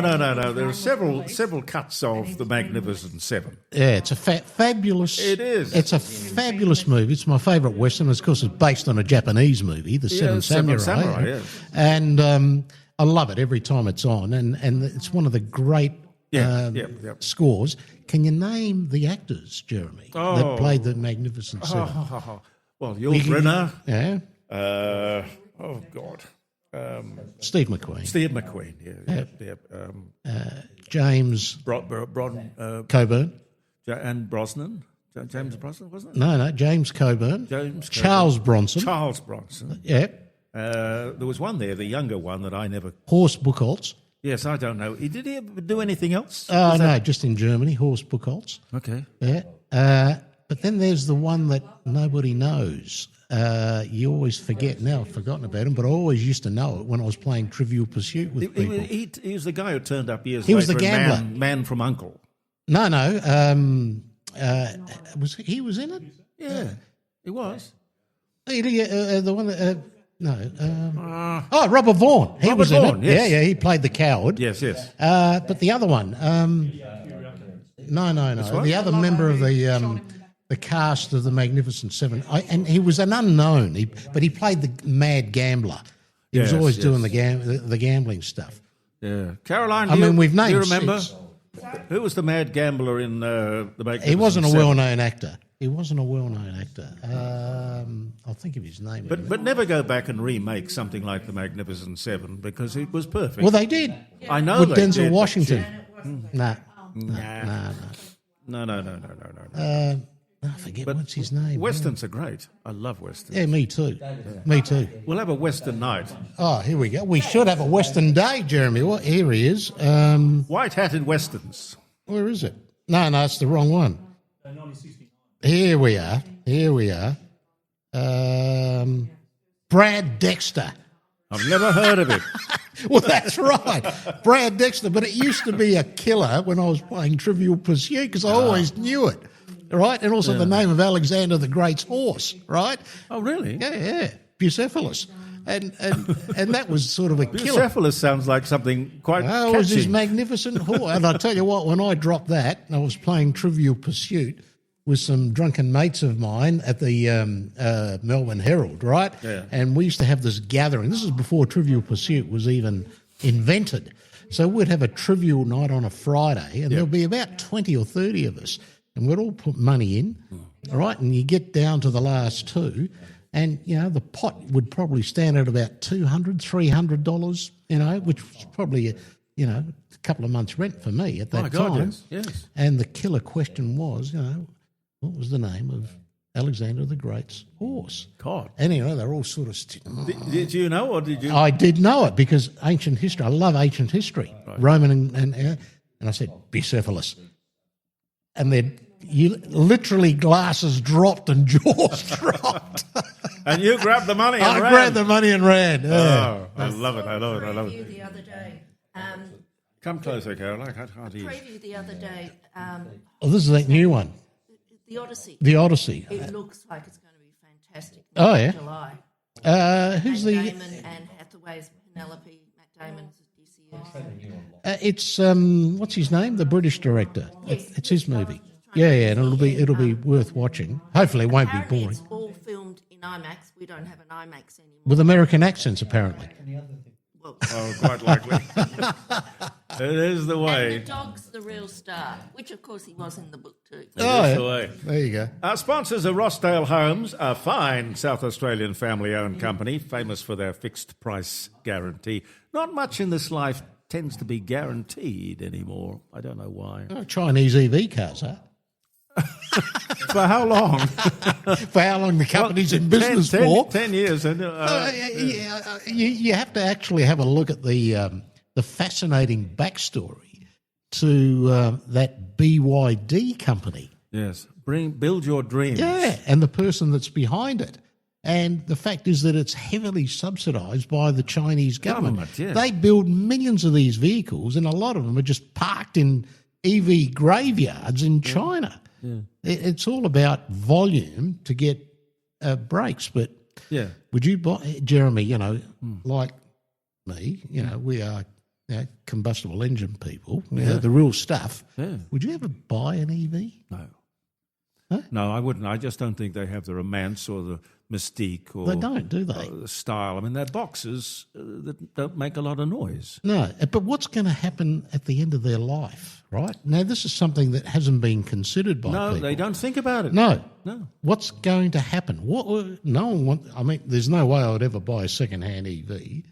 No, you couldn't. So what are they going to do? Where are they going to dump them? There's going to be, these massive graveyards of unwanted EVs, and they lose value almost from the time they walk out of the showroom. But what about the solar panels that they've made no provision to recycle, and the turbines that they've made no provision for recycling? They've just blundered on down this path, this green path, to God knows where. Well, they just think, that'll happen in 20 or 30 years' time. We won't be around, That's so no right. one can blame us. Let somebody else. They only think in terms of a 3-year term or a 4-year term, and then they're gone. What are you waving the clock for? No, I was just telling you about Rossdale Homes. It doesn't matter whether you're an experienced property developer or a first home builder. When trust is a must, you must look for Rossdale. And if you go a negative gearer, Jeremy? Me? No, I'm saying you can also be a negative gearer now with Rossdale Homes. Well, of course you can. If you have to build a new one. You've got to build a new one. That's a good point. But if you go down Portrush Road to the corner of Bevington, there's Bevington, isn't it, Gary? Yep. They've got about 7 houses fronting onto Portrush Road. They're all different. They're all just examples of their lovely, lovely work. Remember, when trust is a must, and that's virtually every day of our lives, think about them. rossdalehomes.com.au. Happy birthday if you are having a birthday. I love these birthdays. Caroline puts these together, and they're interesting reading. What's your birth sign? You're a Leo. I should have known that. 26th of July. Okay. Frank? Libran. October the 15th. You're sort of the balance. The balance, yeah. Justice. Justice. I like that. Okay. May 15. Mickey Mouse makes his first appearance in the silent movie. I always thought it was Steamboat Willie. No. It says here, Plain Crazy. Where did you get that? Yeah. Crazy. Well, I think his first It was. movie Plain Crazy. In fact, it was actually a question on that 1% show. Oh. And a lot of people thought it was Steamboat Willie, and it wasn't. I thought it was Steamboat Willie, but that was the first Disney movie, Steamboat Willie. Okay, Mickey Mouse. Plain Crazy it was called. Richard and Morris maybe, McDonald opened the first McDonald's restaurant in San Bernardino in California. Wow. You interviewed him. No, that was the guy who took over. Yeah. Did you? What was his name? I can't remember. But Ronald McDonald? No. Well, he did. Jeremy, we did. We interviewed Bozo the Clown as well, right? But what's that? What's this? It's music. I don't know what it is. I've been all around this great big world to Paris and to Rome, and I never found a place that I could read. What was the purpose of that? It's a song called San Bernardino. Oh, San Bernardino. All right, okay, that's how it fitted. Okay, bit obscure, Tony. Sir Robert Menzies, 12th Prime Minister of Australia, the United Australia Party, 39 to 41, and then the Liberals from 49 to 66. Longest serving. Is that ever, I suppose? I don't know. Longest serving Prime Minister dies of a heart attack at 83. So Robert Menzies, I wonder what he would make of the situation in Canberra today. Well, he'd be rolling in his grave, over and over again, but particularly with the fate of his own party, yes, and where it's gone. Yeah, heartbreaking, I would say. Yep, but I think Albanese might end up being the longest-serving Labor Prime Minister. No, quite likely. They did turn him over. Which is incredible, isn't it? Yeah. Incredible that such a bloke like him could do that. Well, in Britain, they've had 4 Prime Ministers in 4 years. Well, it's getting that way now, isn't it? Yeah. Sorry? Oh, Go on, get onto it. Okay. Yeah, Caroline. London lawyer James Puckle patents the world's first machine gun. Now, I thought that was a guy called Gatling. Yeah, I thought it was the Gatling gun, wasn't it? Well, this is back in 1718. Wow. I wonder what that would have looked like. A machine gun in 1718. That would have frightened the bejesus out of people. Because that's British back in Flintlock days. It is. Why didn't the British take that to America during the War of Independence? Why not? Look, probably the tank. You know, the guy who invented the tank, I believe, was an Australian, and he had terrible trouble getting people to accept the fact that this was a fantastic weapon of war. It was also like the plane, right, as well. Yeah. They weren't accepting of that until the Germans, of course, with their aircraft. Okay. 14,000 Jews from Hungary were deported to Auschwitz on this day in 1944. Horrific. Dwight D. Eisenhower, Montgomery, and Churchill and King George VI discuss the plans for D-Day on this day in 1944. History. There's a movie coming out about that. Yeah. It was actually, I'm not sure if it's been released yet, but it's been made by a local filmmaker, Anthony Maris, Theo's son. Absolutely, yeah. And it revolves around a meteorological forecast for the invasion, and apparently it's quite Quite a really good film, I heard. May well come out in June. Is he care of the South Australian Film Corp or not? Well, he's involved in that area. There's part of that. There is some South Australian Film Corporation funding in it, but it's he works for a major Hollywood studio. So, oh, wow. But he cut and edited it here last year, and he invited me to have a look at some rushes, but I never had time to go there. But his general knowledge is amazing. You know, it is truly amazing. Anyway, Professor Plum. Yeah, it's quite a team. The Magnificent Seven, I think you called it. Frank can be the succession plan. Look, I'll hand him the microphone anytime he wants it.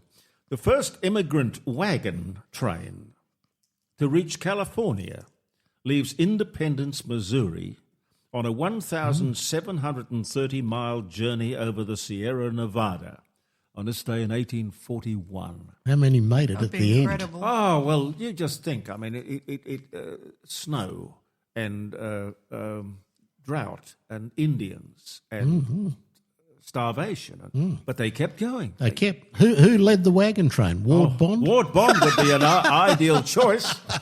I think that would be a good choice. Anne Boleyn and her brother George, Lord Rochford, accused of adultery and incest. Well,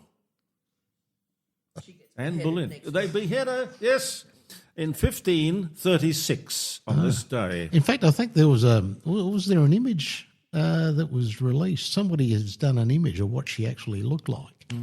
What did she look like? Varied images of her. Well, There's one that's most normally shown with her looking with her head on? with the dark, yes, before that. Okay, well, the point... And then her cousin also got beheaded. Well, the point about that, I think, somebody was cooking the book, setting up a case. It's uplifting. I said, that's uplifting. God. Well, look, when the king wants a new wife and Anne is standing in the way, I mean, he's going to come up with an excuse. And He wanted a boy. He wanted a boy. Okay. All right, whatever you say. Jessica, Australian Jessica Watson, I've spoken to her, 16 years of age, becomes the youngest person to sail solo, non-stop, unassisted around the world. The girl power. That was incredible. 2010 was the year. Would she have gotten through the Strait of Hormuz, I wonder? I don't know, but where is she now? Hey, we could do a podcast on where are they now? Well, I was thinking that's another one I was thinking of doing. Yeah. Because I heard the song popped up on my... You're going to be very busy, Frank. I have. But the song, yeah. Well, the song's popped up on my USB by a young Adelaide singer called Reece Maston. Oh. And I think he was a runner-up in Australian Idol or something. I think, he was. Whatever happened to him? And I thought, there's an idea for a contemporary. Where are they now? Yep. Whatever happened to? Yep. Did you ever run across a journalist by the name of Eric Boehm? Yes. Yeah. He worked for the Australian. Well, yes. Well, he worked for, when I knew him, because, I was just the office boy at 2GB, but he was a big star. Eric Boehm. He was a war correspondent and a most imposing figure. He did, I suppose people would remember him most for comparing... Eric Boehm, on television. Beauty and the Beast. Yeah. Did he have the moustache? But yes, he did. Had a moustache. Very imposing man. Yeah. Anyway, what do you keep poking at the script for? No. What's his birthday today? No. I'm just mentioning it because there are another couple of good podcast ideas there. He had a program, only 15 minutes long, on 2GB, and there were two of them. One was called This I Believe, and the other one was called... I'll think of it. Oh, I'm on your side. Oh, yeah. That would suit you. I'm on your side. I like that. You're a warrior. Yeah, I like that. Yeah. And short is good. Yeah, well, people have an attention span and they're basically busy anyway. Short is good, yeah. Yeah, that makes sense. Okay. First copyright law was enacted in Massachusetts on this day in 1672. Yeah, it doesn't say what it was.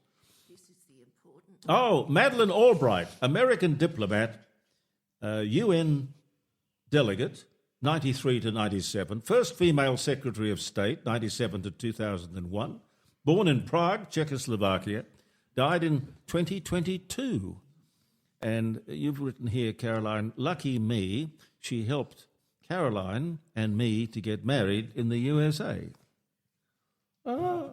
It's wheels within wheels because Madeleine Albright had a thing with her father. Oh. What? Yes. You heard it here That's first. true. Is that right? Yes. In fact, that actually reminded me. I was thinking of your father a couple of weeks ago, and I saw an image of Shirley MacLaine. Oh, yes. She's still going, too. She's 92 or something? Yep. Oh. Yep. You still friends with her? Do you hear from her? No? You or your sister? Oh. Well. When she gave us she gave me a lovely wedding gift. Did she? Yeah. What did she give you? An American thing, like a pantsuit thing to wear. A pantsuit. Pantsuit. There you go. A safari suit, maybe. You still got yours, Jeremy? Oh, somewhere out Did you keep there. it? Look, I tell you what, I'll bring him back. I think At least 10. It suited him. Some people can wear safari suits and it suits them. Well, you don't want a shirt underneath and a tie for a start, but They'll come back. It's a sensible garb in a hot climate. It 40 is, degrees, yeah. wandering around, and you wear nothing underneath it, and it's just a safari suit. Yeah. We did the show out of Hong Kong for a week, and I'm sure the only reason he went there was because he was getting safari suits made. Well, it cost you $15 for a very nice safari suit. I loved them. I remember buying one in when I worked in Melbourne, when I was working at the Melbourne Herald for the news. I went to a store in Swanston Street called Gaylords. Gaylords. I don't know if you. And it was upmarket, and that's where I bought my first suit. Yeah. And a plot. It was called a plot safari suit. And it was a camel coloured. It was a light or beige or whatever. I'll tell you what. It They're was very comfortable. Not that I've ever worn one, but I've heard that they are. It was a hit when I went to the Love Machine in South Yarra with my my platforms. Perfect. I like the military ones, the dark drab green. Oh, the camouflage. Yeah.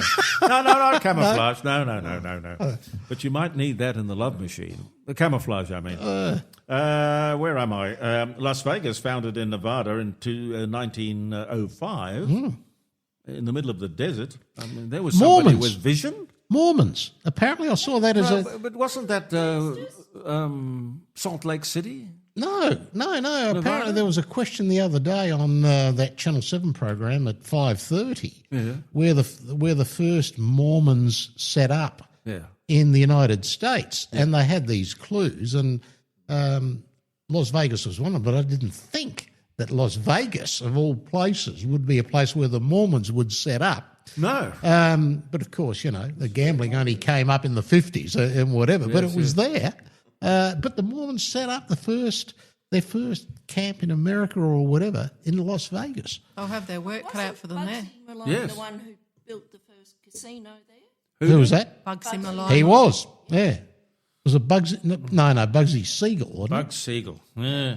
Siegel. Same thing. June Carter Malone was a movie, I think. Tony, have you got Ring of Fire there? June Carter Cash, American Academy Award-winning country singer, the Carter Family, Johnny Cash Show, an actress, dies of complications after heart valve replacement surgery at just 73. Yeah.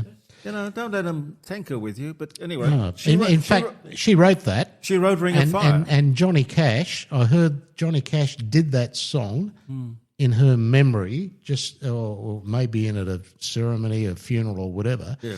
And it's recorded. He sang it again just before he passed away. Great song. Have you got it, Tony? Brilliant. There we go. That's it.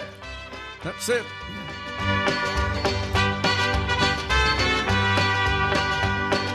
Love is a burning thing, and it makes a fiery ring. Bound by wild desire. It reminds me of John Laws, doesn't it? Oh yeah, because he used to. He loved Johnny Cash, and he used that. What do they call them? The trumpets, but the Tijuana brass kind of thing. Yeah, no, they got a special name for them. What do they call them? Yeah. No, he had his opening theme was El Presidente. Yeah, it was. Yeah. It's typical. I mean, it was a humble man. Humble man. That's it. The mariachi band. Hello, world. It's a great opener, though, isn't it? Oh, yes, it's a great opener. Yes, it is indeed. Speaking of music, though, 1963, the 5th Grammy Awards. I Left My Heart in San Francisco, Robert Goulet wins. Folk singing trio, Peter, Paul and Mary, win with their first Grammy for a cover version of Pete Seeger's song called If I Had a Hammer. Speaking of that, 1937, Trinidad Lopez, otherwise known as Trini Lopez, American singer and guitarist, If I Had a Hammer, Lemon Tree, and actor, The Dirty Dozen, born Texas, died 2020, but born this day, 1937. You know that Robert Goulet story? Elvis Presley hated him for some reason. Elvis hated him. A lovely voice. And, there's that famous story that Elvis pulled out his Smith & Wesson in his hotel room when Robert Goulet popped up on the TV screen and boom, blew it away. It's a bit extreme. Tom Jones and Elvis hated one another as well. No, they didn't. Well, I didn't know. know. Well, no, initially they did, and they patched it up. No. They loved each other. In fact, and Tom went to many of Elvis's Las Vegas shows. I think what Elvis regretted was that he was offered Green Grass of Home to record, and he rejected it. Tom took it and turned it into a hit and became a superstar. But Elvis had this strange thing, and it was probably not Elvis, it was Colonel Tom Parker, but he wouldn't record a song unless he owned the rights to the song, which immediately would preclude any song that... Prior. Well, you wouldn't sign away a song that may be worth a fortune. No. Well, that's why he had a falling out with Lieber and Stoller over that. Jerry Lieber and Mike Stoller. They would not sign over 50%, it was, and they refused to do it, and he didn't have many hits from Lieber and Stoller after that. Have you interviewed Elvis, Jeremy? No. I got to Adelaide in 76 and he died in 77. Yes. And he was only 42 or something, no, very young. It's a terrible... It's a waste. Terrible waste. Well, a lifestyle thing. He also wanted to do a Dolly Parton song, and she wouldn't hand it over. Oh, yes, I Will Always Love You. He wanted to do that. Who was that, Elvis? Elvis. Well, the great song. Well, yeah. Whitney Houston? It was. And the Colonel rejected an offer from Barbara Streisand for Elvis to star with her in A Star Is Born, right? And instead, they went to Chris Christopherson. And the reason for that is that Elvis wanted the Colonel wanted top billing for Elvis. Elvis wanted to do it. In fact, it probably would have helped resurrect his career if he had it. Yes, you know? Well, careers ebb and flow. They do. Not a problem. Yeah. Not a problem. I think mine's ebbing. No, it's not. No, it's not. I mean, I think while it's important to think that you would serve in Parliament, I think it is much more user-friendly to have you in the media. Yeah. Well, as George Harrison said to me when I interviewed him back in 1995, it was a suit I once wore. I asked him about the Beatles, and he was very... humble, and he's, I talked to him about the Beatles and whatever. Well, he said to me, it was a suit I once wore. It's a very nice way of putting it. Whether you're building your first, second or third home or a seasoned property developer, no one likes extra scary costs. Rossdale Homes get that, which is why they pride themselves on their absolute fixed price guarantee.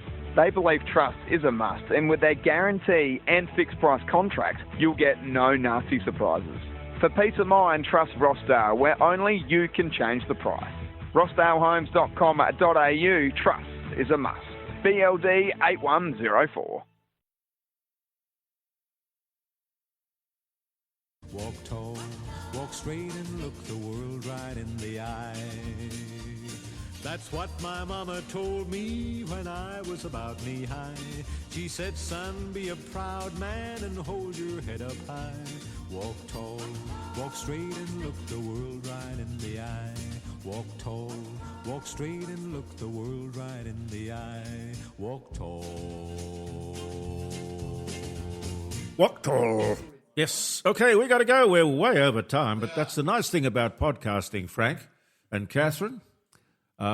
We don't have any rules and regulations around the dining room table. Free and easy. Now, talk to me about your seminar. Yes. So we are having a seminar, Crime Scene Victor Harbour, August 21st to the 23rd.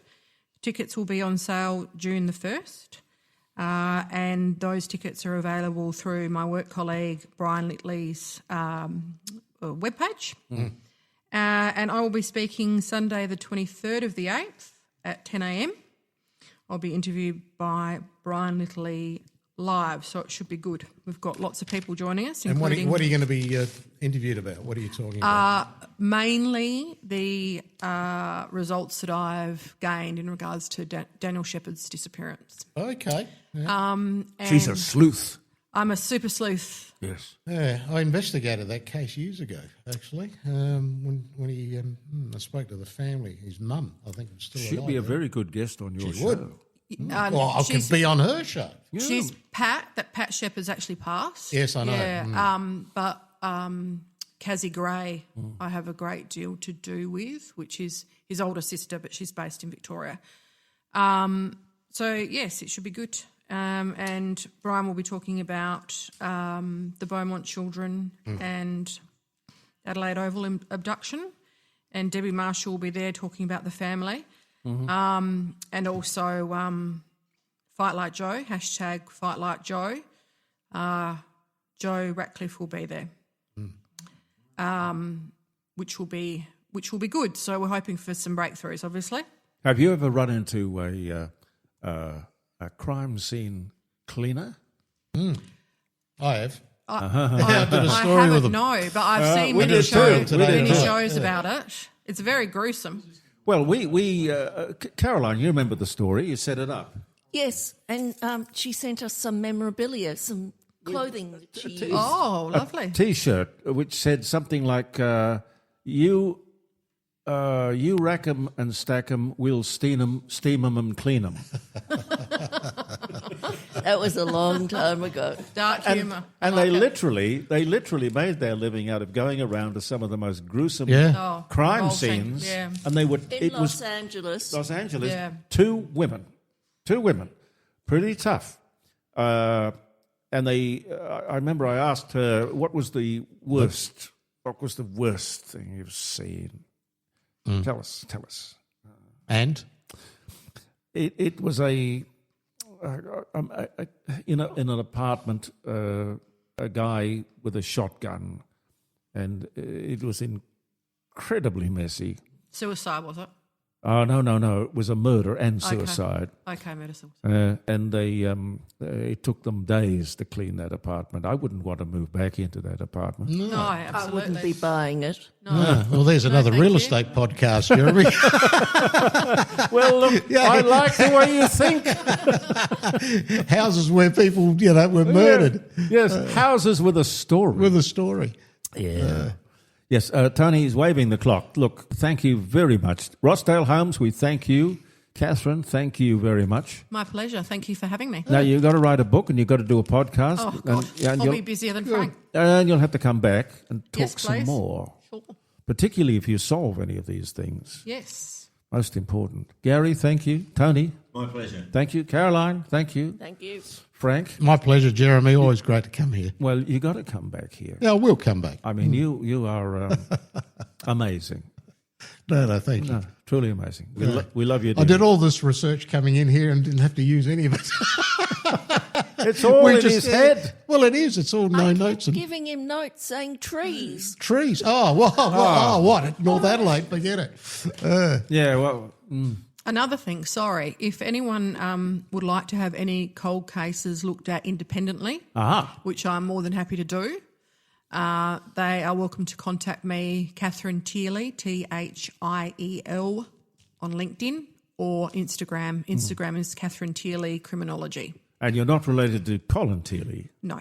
No. Famous South Australian? Not that I know of. Well, you're a famous South Australian. Oh, thank you. I am now. No. Keep up the good work. Thank you, I will. Thanks to Rossdale Holmes. Thank you to you. We'll be back with our podcast or our broadcast on Facebook. Tuesday morning at 9 o'clock it'll be posted. Thursday morning at 9 o'clock it'll be posted. And next Friday we will be back around the dining room table live streaming jeremycordeaux.com all the way through till 12 o'clock and sometimes a little bit beyond that. Believe in yourself and goodbye. At least we don't have race scratchings to worry about. No race scratchings, and they haven't jumped at Warrnambool. Thank God for that. We're together, right or wrong. Where you go, I'll tag along. Remember me, I'm the